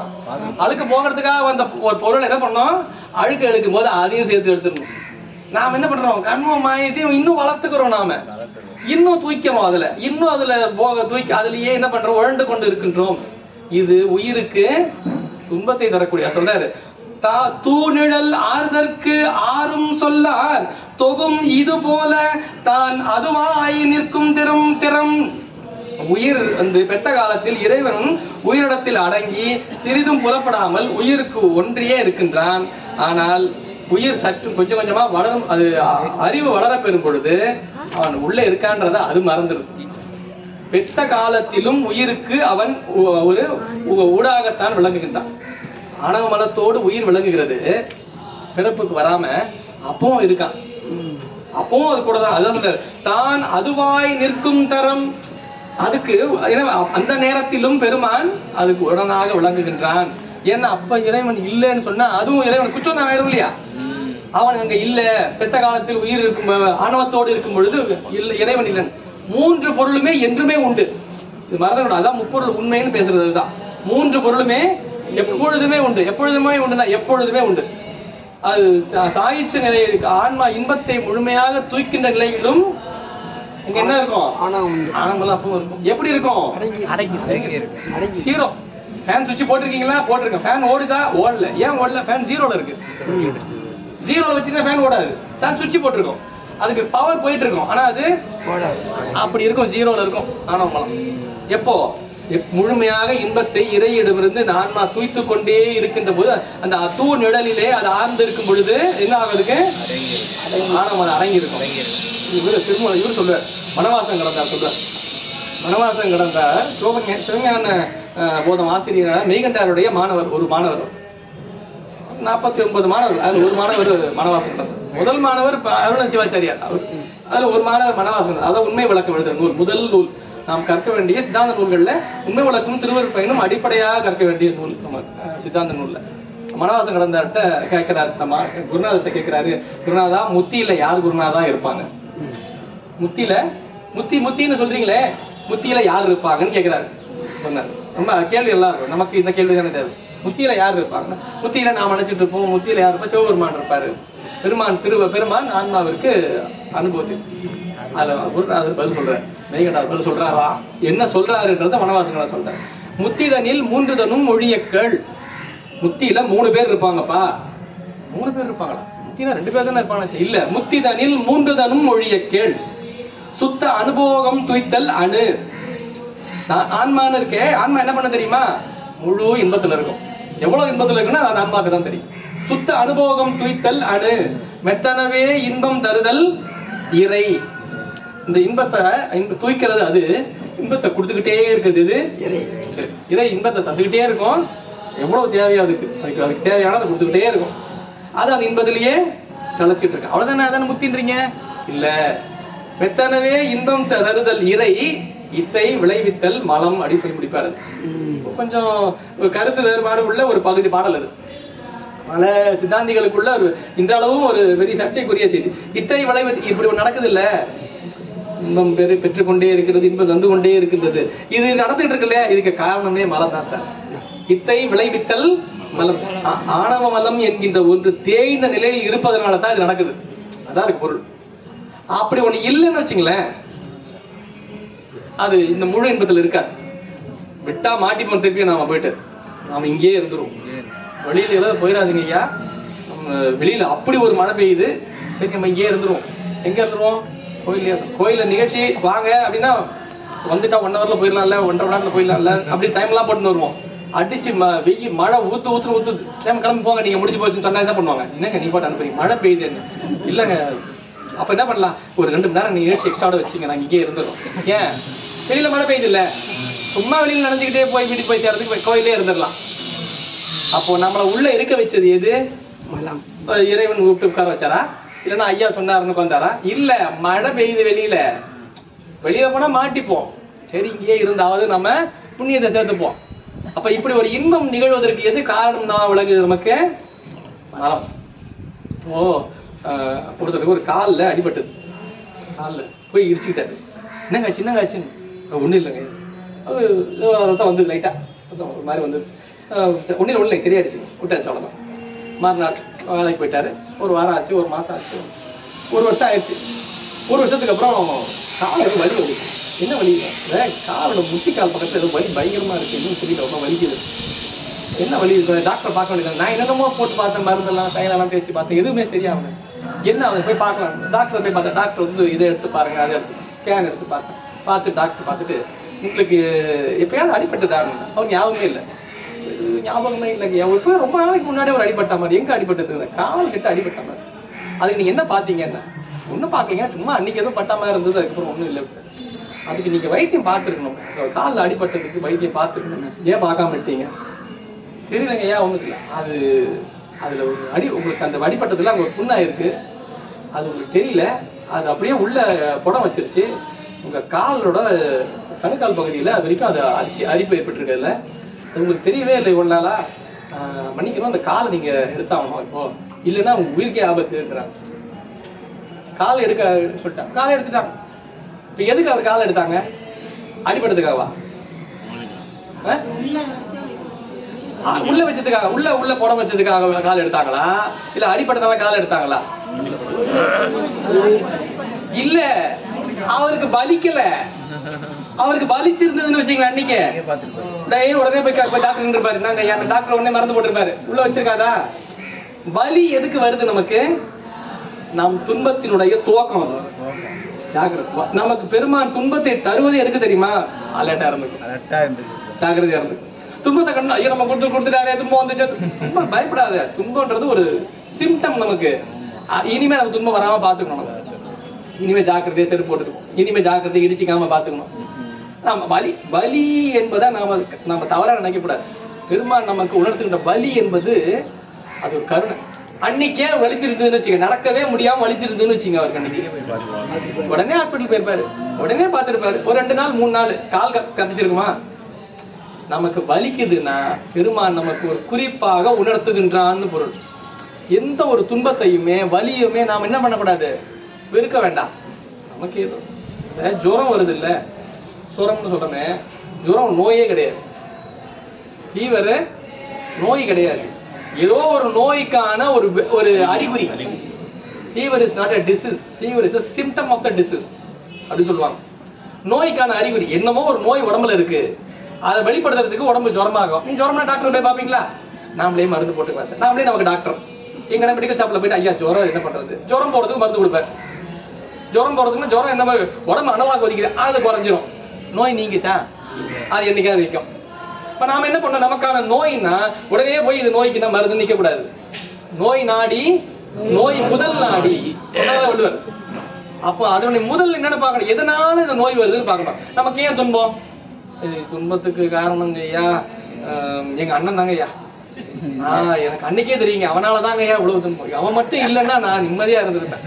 எங்க அப்பா இருக்காருங்க ஐயா, எனக்கு வேற யாருமே வேண்டாம். அப்படி நம்ம யார வச்சிருக்கோம் துன்பத்துக்கு? நம்ம உறவுகளா, நமக்கு வெறுப்புடையவர்களா, நமக்கு யார் வேண்டாதவர்களா, இவரெல்லாம் நம்ம யாருக்கு வச்சிருப்போம்? தலைமையா யாருக்கு இது போட்டு வச்சிருப்போம்? லேபிள் ஒட்டி வச்சிருப்போம். துன்பத்தில் லேபிள்ல ஒட்டி வச்சிருப்போம் மேல. நம்ம இன்பம் தரவங்களுக்கு நமக்கு அவங்க இன்பம் தராங்கன்னா கூட தெரியாது நமக்கு. நம்ம அதை வேற நம்பி இருப்போம். இதெல்லாம் நாமளா வச்சுட்டு இருக்கோம் இல்லையா? இல்ல, நம்முடைய துன்பத்திற்கு காரணம் அவர் அல்ல, நம்முடைய இன்பத்திற்கு காரணம் அவர் அல்ல. அதை கொண்டு வந்து சேர்த்துட்ட தபால்காரர்கள் எல்லாம் கொண்டு வந்து சேர்க்கிறாங்க. பையன் கொண்டு வந்து சேர்க்கிறான், பொண்ணு கொண்டு வந்து சேர்க்கும். எப்படி வினை ஊட்டுறாரு பாருங்க. பெருமான் உயிர்களுக்கு வினைகளை ஊட்டுவது உறவுகளை கொண்டு, உறவுகளை கொண்டு ஊட்டுவார். நண்பர்களை கொண்டு ஊட்டுவார். நமக்கு அலுவலகத்து மேலாளரை கொண்டு அந்த வினையை கொண்டு சேர்ப்பார். நமக்கு நாம யாராவது ஒரு திடீர்னு கூப்பிட்டு கொஞ்சமா அறிவு இருக்கா உங்களுக்கு இப்படி கிட்ட என்ன சொல்லுவோம்? டக்குனு போதும், என்ன பார்த்து எப்படி கேட்பீங்க நீங்க? என்ன எப்படி கேட்பீங்க நீங்க? இதே நம்ம குழந்தை, பா கொஞ்சம் கூட அறிவே இல்லப்பா, என் குழந்தை எவ்வளவு அழகா பேச பார்த்தீங்களா? அதே கேள்வி தானே, அதே கேள்வி தானே. இன்னும் கேள்வியில ஒன்றும் மாற்றம் இல்லையே. அதே ஆடாது, என் குழந்தை எவ்வளவு அருமையா பேசின பார்த்தீங்களா? இப்படி கேட்கும் போது அப்ப மட்டும் இப்படி திருப்பி வருது. அப்போ திருப்பி வந்துருது இல்ல? அப்ப என்ன அர்த்தம்? பற்று. நமக்கு அன்புக்குரியவர்களாக விளங்குவார்களே ஆனால் நாம் சந்திக்கின்றவர்கள் அவர்கள் சொல்லுகின்ற எந்த ஒரு சொல்லுமே நம்ம பாதிக்காது. அவர் மேல வெறுப்பா வச்சுட்டோம் வச்சுங்களேன், ஒரு பழமொழி சொல்ல, வேண்டாத முன்னாடி கைப்பட்டா விட்டம் கால் பட்டா விட்டம். யாராவது செஞ்சாலே போதும், அவன் எது செஞ்சாலும் அவன் தப்பா தான் செய்வான். நாமளே என்ன பண்ணிட்டோம்? ஒரு முத்திரை கொடுத்து வைக்க கூடாது. உயிரினுடைய தன்மையே என்னன்னா, எதை சார்ந்து விளங்குறது அதுவாகவே அதை நினைந்து கொள்ளும். உயிர் உண்மையிலேயே திருவருளை சார்ந்து விளங்குகிறது. திருவருளை உயிர் எந்த நிலையில் நின்றாலும் அதற்கு பெருமான் உடனாக நின்றே அதை நெறிப்படுத்தி கொண்டிருக்கின்றான். உயிர் என்ன பண்ணணும்? திருவருளை மட்டுமே சார்ந்து விளங்குமையான எந்த பொருள் மீது அதுக்கு என்ன வராது? பற்று வராது. துன்பம் வர எந்த பொருளும் துன்பம் வராது. தூ நிழல் ஆறுதற்கு ஆறும் சொல்லாறு தொகும் இது போல தான் அதுவாய் நிற்கும். அதாவது பெத்த காலத்தில் உயிரோடு எப்படி ஆணவம் உடனாக இருந்ததோ முத்தி காலத்திலும் அப்படியே தான் இறைவன் உயிருக்கு துணையாக விளங்குவான். உயிரை பெத்த காலத்துல ஆணவம் உயிருக்கு துன்பத்தை கொடுத்துட்டு இருக்கோம். அது அப்படியே நேர்மாறாக உயிருக்கு இறைவன் முழு இன்பத்தை தருவான். ஏன்னா இது தூ நிழல். நிழல்னாலே என்ன பொருள்னா பொதுவா இருட்டுன்னு பொருள். நிழல்னாலே இருட்டுதான். அவன் திருவடி இருட்டு அல்ல, அவன் திருவடி நீழல். அதனாலதான் தூ நிழல். அது தூய்மையான நிழல், அது ஒளி தரக்கூடிய நிழல். அது பொதுவாக இங்க எல்லாரும் வந்திருக்கோம். ஏன் வந்திருக்கோம்? என் நிழல் இருக்கு, என் நிழல் இருக்க வந்திருக்கோம் இங்க. அப்ப இந்த இடம் இருட்டா தானே இருக்கு. ஒளி இங்கு அடைபட்டு இருப்பதனால் நம்மால் இருக்க முடியுது. அப்போ உயிர்களும் இதுவரை துன்பத்திலேயே உழன்று கொண்டிருந்தது. அதுக்கு என்ன தேவை? அதுக்கு வெயில்ல நடந்து வரவனுக்கு எது தேவை? நல்லதான் சார். வெயில் நடந்து வரும்போது செருப்பு கொடுக்கணும் கூட அவசியம் இல்லை, நீங்க நிழல் கொடுத்தீங்க. அதனாலதான் பெருமான் திருவடியை சொல்லும் பொழுது திருவடி நிழல் என்று சொல்வது. அந்த தூ நிழல் ஆர்தற்கு ஆறும் சொல்லார் தொகும் இது போல தான் அதுவாய் நிற்கும் தரம் என்று உயிர் விளக்கம் என்கின்ற அந்த 7வது பகுதியில, உயிர் விளக்கம் என்ற பகுதியில முதல் பாடலை சிந்தித்து, நான் 3 பாடல் தான் சொல்லுவோம்னு நினைச்சேன், நேரம் எப்படி இருக்கும் நினைச்சேன். உயிர் விளக்கத்தோடு தொடங்கி இன்றைய தினம் இது 61வது பாடல். இது முடிஞ்ச வரைக்கும் நீங்க எல்லாம் அந்த திருவருட் பயணம் முடிஞ்சா புத்தகம் எல்லாம் புத்தகம் இருந்தாலும் சரி, அப்படி இல்லைனாலும் திருவருட் பயணம் நான் அந்த மூலம் மட்டும் இதுக்கு முன்னாடியே செஞ்சிடணும். நான் இதுல நம்ம குரூப்ல போட்டுறேன். அந்த குரூப்ல இருப்பீங்களா இருக்கவங்க என்ன பண்ணுங்க, அதை பிரிண்ட் அவுட் எடுத்து வச்சுங்க. ஒரு 100 பாடல்லாம் என்ன வரப்போகுது, ஒரு 5-6-10 பேப்பர் வரும், அவ்வளவுதான். நீங்க அந்த பதிகத்தோட பாத்தீங்கன்னா நல்லா இருக்கும். இப்ப நான் பாடலை பார்த்துட்டு பாடலுக்கு பொருள் மட்டும் சொல்லலை, நான் பாடலுக்கு ஒவ்வொரு சொல்லும் நான் எப்படி இது பண்ண சொல்லுவேன். இப்போ எங்க ஐயா விஜயகுமார் ஐயா எல்லாம் இருக்காங்க, திருவாசகம் கேட்பாங்க தொடர்ந்து கைதையில புத்தகத்தை வச்சு கேட்பாங்க. திருவாசகம் பேசும்போது பாடல் ஒரு சொல் அது சொல்ல, ஏன்னா எப்படி கொண்டு கூட்டி பொருள் கொள்வது என்பது பாடல் தான் தெரியும். இப்போ பதிகங்களுக்கும் பாடல்களுக்கும் நாம் உரை சொல்லும் பொழுது பாடலை ஃபுல்லா சொல்லிட்டு இதுதான் உரைன்னு சொல்லிட்டு போறது, அது ஒரு உரை. இப்போதும் அடியே அதை செய்யறது இல்லை. அதுல என்ன சொல்லப்பட்டிருக்கோ அதை எப்படி புரிஞ்சுக்கணும்னு ஒண்ணு இருக்கும். பாடலை எப்படி நாம பொருள் கொள்வதற்கு புரிந்து கொள்ளுதல்னு ஒண்ணு, அப்படி பாடக்கூடாது. புரிந்து கொள்வதற்கு பாடுதல்னு ஒண்ணு, அது நம்ம சிந்திக்கும் போது அப்படி பாடலை பார்க்கணும். அப்படிதான் பாடும்போது பாட்டுல இருக்க மாதிரி தான் பாடணும், அதெல்லாம் மாற்ற வேண்டாம். அப்ப எப்படி பொருள் கொள்ளுதல் என்பதை அறிந்து கொள்ளணும். அப்பதான் பாடல்கள் நம்ம பொருள் நமக்கு. உதாரணத்துக்கு எல்லாருக்கும் தெரிஞ்ச பாடல் ஒண்ணு, குழைத்த பத்துன்னு ஒரு பாடல் வரும் ஞான இதுல திருவாசகம். குழைத்தால் பண்டை கொடுவினை நோய் காவாய் உடையாய் கொடுவினையே. அந்த பாட்டுல குழைத்தால் பண்டை கொடுவினை நோய் காவாய் உடைய குழைத்த பத்துன்னு ஆரம்பிக்குது பாட்டு. அதிகத்தோட பேர் குழைத்த பத்துன்னு ஆரம்பிக்கிறது. முதல்ல ஆரம்பிக்கிறார் குழைத்தனா. அப்ப பெருமானை குழைந்து வழிபாடு செய்வதற்கு போது குழைத்தால் பண்டை கொடுவினை நோய் ஆரம்பிக்கிறார் போல இருக்கு. பாட்டை எப்படி தெரியுமா பார்க்கணும் அந்த பாட்டை? குழைத்தால் பண்டை கொடுவினை நோய் காவாய் உடையாய் அப்படி இந்த பாட்டை. பண்டை கொடுவினை நோய் குழைத்தால் பண்டை கொடுவினை நோய் பண்டை கொடுவினை பழைய வினை அதுதான் எடுத்துட்டு வந்துட்டு இருக்கோம். அதனால வினை இந்த பிறப்பு அது இந்த பிறப்புக்கு வந்தவுடன் என்ன ஆகுது? போட்டு எப்படி சார் அது இருந்தது? என்ன சார் சொல்றது? போட்டு குழைச்சிட்டாங்க சார். நம்மள அப்படியே என்ன குழைச்சிட்டாங்க? குளிச்சிட்டாங்கன்னு அர்த்தம். இந்த கரும மிஷினுக்குள்ள விட்டா அப்படி போகும் குழைக்கிறது. அதுதான் இல்ல. பண்டை கொடுவினை நோய் குழைத்தால் உடையாய் காவாய். எப்படியாவது வந்து காப்பாத்துக்கிட்டான். இந்த பழ வினை வந்து என்ன பண்ணணும்னு தெரியாது. என்னைக்கு திடீர்னு வந்து நிக்கிறது. நல்லவன் தான் நான் நினைச்சேன். திடீர்னு பார்த்தா வந்து அவனாலதான் பெரிய பிரச்சனையே வந்து விடுஞ்சிருக்கு. அப்ப வேணா அது இல்லையா? அத மாதிரி வந்து நிக்கும் போது சாமி நீங்க தான் பாத்துக்கணும். பண்டை கொடுவினை நோய் குடைத்தால் உடையாய் காவாய். எப்படியாவது பாட்டை எப்படி பார்த்தா புரியும். இப்ப பாடல் இருந்ததுன்னா தான் உங்களுக்கு தெரியும். ஓ பாட்டு இப்படி பாடணும் போது. அப்ப பதியம் படிக்கும் பொழுது நமக்கு அந்த உணர்வு ஏற்படும். அப்பதான் நமக்கு பாடல்களாக செய்திகளாக கேட்பதை தாண்டி அருளாளருடைய திருவாக்காகவும் அதை சிந்திப்போமே ஆனால் நமக்கு மேலும் பயன் தரும். அல்ல அடுத்த மாதத்துல இருந்து 40 பாடல் இருக்கு. 40 பாடலையும் தொடர்ந்து நாம் பதிகத்தோடு சிந்திப்போம். அது ஒரு வகையில் என்னன்னா இப்ப திருவாசகம் எல்லாம் பாத்தீங்கன்னா ஒவ்வொரு பாடலாக சிந்திப்போம். நாங்க ஒவ்வொரு பாடல் தான் ஒரு மணி நேரம் சிந்திக்கிற மாதிரி திருவாசகம். ஒரு பாடல் சிந்திக்கும் போது திடீர்னு நான் ஒரு பாடல் சொல்றேன். திருச்சாதகம் மட்டுமே எழுத 100 பாடலுக்கு 100 வகுப்பு போச்சு. ஏன்னா ஒரு பாடல ஒரு 2 வகுப்பு தாண்டி பாடல் ஐயா சொல்லு ஐயா நீங்க அந்த பாடல் விட்டுட்டுங்க ஐயான்னு. நம்ம இஷ்டத்துக்கு எல்லாம் பேச முடியாது. பாடல் தொடர்ந்து கவனிக்கும் போது நாமளே விட்டாலும் அவங்க மார்க் பண்ணி வச்சிருப்பாங்க. அவங்க போட்டு டேட் போட்டு வச்சிருப்பாரு. இந்த பாட்டு தான் இன்னைக்கு சொல்லியிருக்காரு. அடுத்த மாசம் ஐயா போன மாசம் நீங்க 6வது பாடல் விட்டுட்டீங்க, நீங்க இப்ப 8வது ஆரம்பிக்கிறீங்க, ஏன்னா 7வது விட்டுட்டோம். இப்ப நமக்கும் ஒரு செக் பாயிண்ட் அது என்னன்னா கவனிக்கிறோமா. இப்ப நம்மளை கவனிக்கிறாங்க தெரியுது இல்லையா? நாம் பேசுவதை கேட்கின்றார்கள், செய்திகளை சிந்திக்கின்றார்கள். இப்படி கவனிச்சீங்கன்னா என்ன ஆகும்னா பயன் தரும். 1 மணி நேரம் 1.5 மணி நேரம் உட்காந்து கேட்கிற மாதத்துல ஒரு நாள் வந்து ஐயா சொல்லிருக்காங்க நிகழ்ச்சி இருக்கு வாங்க நல்ல செய்திகளை கேளுங்கள். வீட்டுல சொல்லிட்டு வரோம். வீட்டுல சொல்லிட்டு வந்து உட்காந்து கேட்டுக்கிட்டு இருக்கோம். போயிட்டு எங்க போயிட்டு வந்தீங்க? இந்த நிகழ்ச்சி என்ன கேட்டீங்க? என்னமோ கேட்டோம் நல்லா இருந்தது. கேட்கும் போது ஞாபகம் வர மாட்டாங்க. எழுதுனா ஞாபகம் வந்துடும். என்ன பண்ணீங்க? இந்த பேப்பர் எடுத்து காட்டலாம். பாத்தீங்களா? இதுதான் படிச்சேன், இதுதான் எழுதி வச்சுங்க தெரியுதா? இப்ப நீங்க பண்ணீங்களா? நீங்க பண்ணல. நாங்க போயிருந்தோம், நாங்க கேட்டோம், நாங்க எழுதி வச்சிருக்கோம். அந்த பாடல்களை வீட்டுல சிந்திக்கலாம் நீங்க எடுத்து. இல்லைன்னா வீட்டுல கொண்டாங்க பாக்கணும்ல. என்ன 1 மணி நேரம் 1.5 மணி நேரம் உட்காந்து 2 மணி நேரம் ஒரு புத்தகம் கொடுத்துருப்பாங்க எல்லாருக்கும். பாத்தீங்கன்னா போற்றி என்ன பண்ண போற்றி படிச்சோம். இப்ப நம்ம படிச்சோன்றது எழுதுனாதான் தெரியும் நமக்கு. நம்ம எழுதி வைக்கும் பொழுது என்ன ஆகும்னா நாம் அதுல கவனம் அதிகமாகும். பாடல்களோடு நாம் சிந்திக்கும் பொழுது மேலும் உணர்வை பெறலாம். உமாபதி சிவனார் நமக்கு அளிக்கின்ற அந்த திருவருளின் பயனை முழுமையாக நிறைவுக்குள் துய்க்கலாம் என்று சொல்லி அந்த நல்ல வாய்ப்பை நமக்கு தெய்வீக சித்தாந்த இலக்கியம் என்றும் மாதந்தோறும் நமக்கு கருணை கூர்ந்து அளித்துக் கொண்டிருக்கிறது. அந்த ஒப்பற்ற நேரத்தை நமக்கு யாராவது ஒண்ணு கொடுத்தாங்க, நம்ம என்ன பண்றோம்? உடனே தேங்க்ஸ். அவரு கையில வச்சிருப்பாரு, பேனா வச்சிருப்பாரு, கீழே விழுந்துட்டு இருக்கும் பேனா. தம்பி வந்து அங்கே தாங்க ஐயா பேனான்றோம். பேனா கொடுத்து தேங்க்ஸ்ப்பா. பேனா வருதா? ஏன் பேனா கீழே விழுந்து அவர் எடுத்து கொடுத்ததுக்கு நம்ம என்ன சொல்லுவோம்? நம்மளது கீழே விழுந்தாலே தேங்க்ஸ் சொல்றமே. இந்த நிகழ்ச்சி நம்மளதே இல்லை, நமக்காகவே அமைக்கப்படுகிற நிகழ்ச்சி. நம்முடைய ஆன்ம முன்னேற்றத்திற்காகவே அமைக்கப்பட்டாரு. இறைவன் திருவுருளால் அமைக்கப்படுகிற நிகழ்ச்சி. அப்படி கொடுக்கும் போது நம்ம என்ன பண்ணணும்? ரொம்ப நன்றிங்க.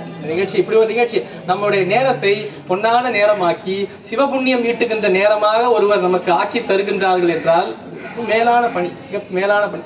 அந்த அப்படிப்பட்ட அற்புதமான பணியை செய்கின்ற இங்க ஜெகநாதன் ஐயா அவர்கள், இங்க மறைமலை ஐயா அவர்கள் மற்றும் அருவமாக இங்கு எண்ணத்தால் இங்கு எழுந்தருளி நம்மை செந்நெறியிலே ஆற்றுப்படுத்திக் கொண்டிருக்கிற அருகுருநாதர் ஐயா அவர்கள் திருவடிகள் எல்லாம் இந்த நேரத்தில் வணங்கி மகிழ்ந்து இருந்து கேட்ட அடியார் பெருமக்களும் அனைவரும் பொன்னார் திருவடிகளையும் சிற்றடியேன் மனன்மை மொழியால் வணங்கி மகிழ்ந்து தோடி எளியனுடைய உரையை நிறைவு செய்கின்றேன். நன்றி, வணக்கம். திருச்சிற்றம்பலம். காவாய் கனகத்திரளே போற்றி.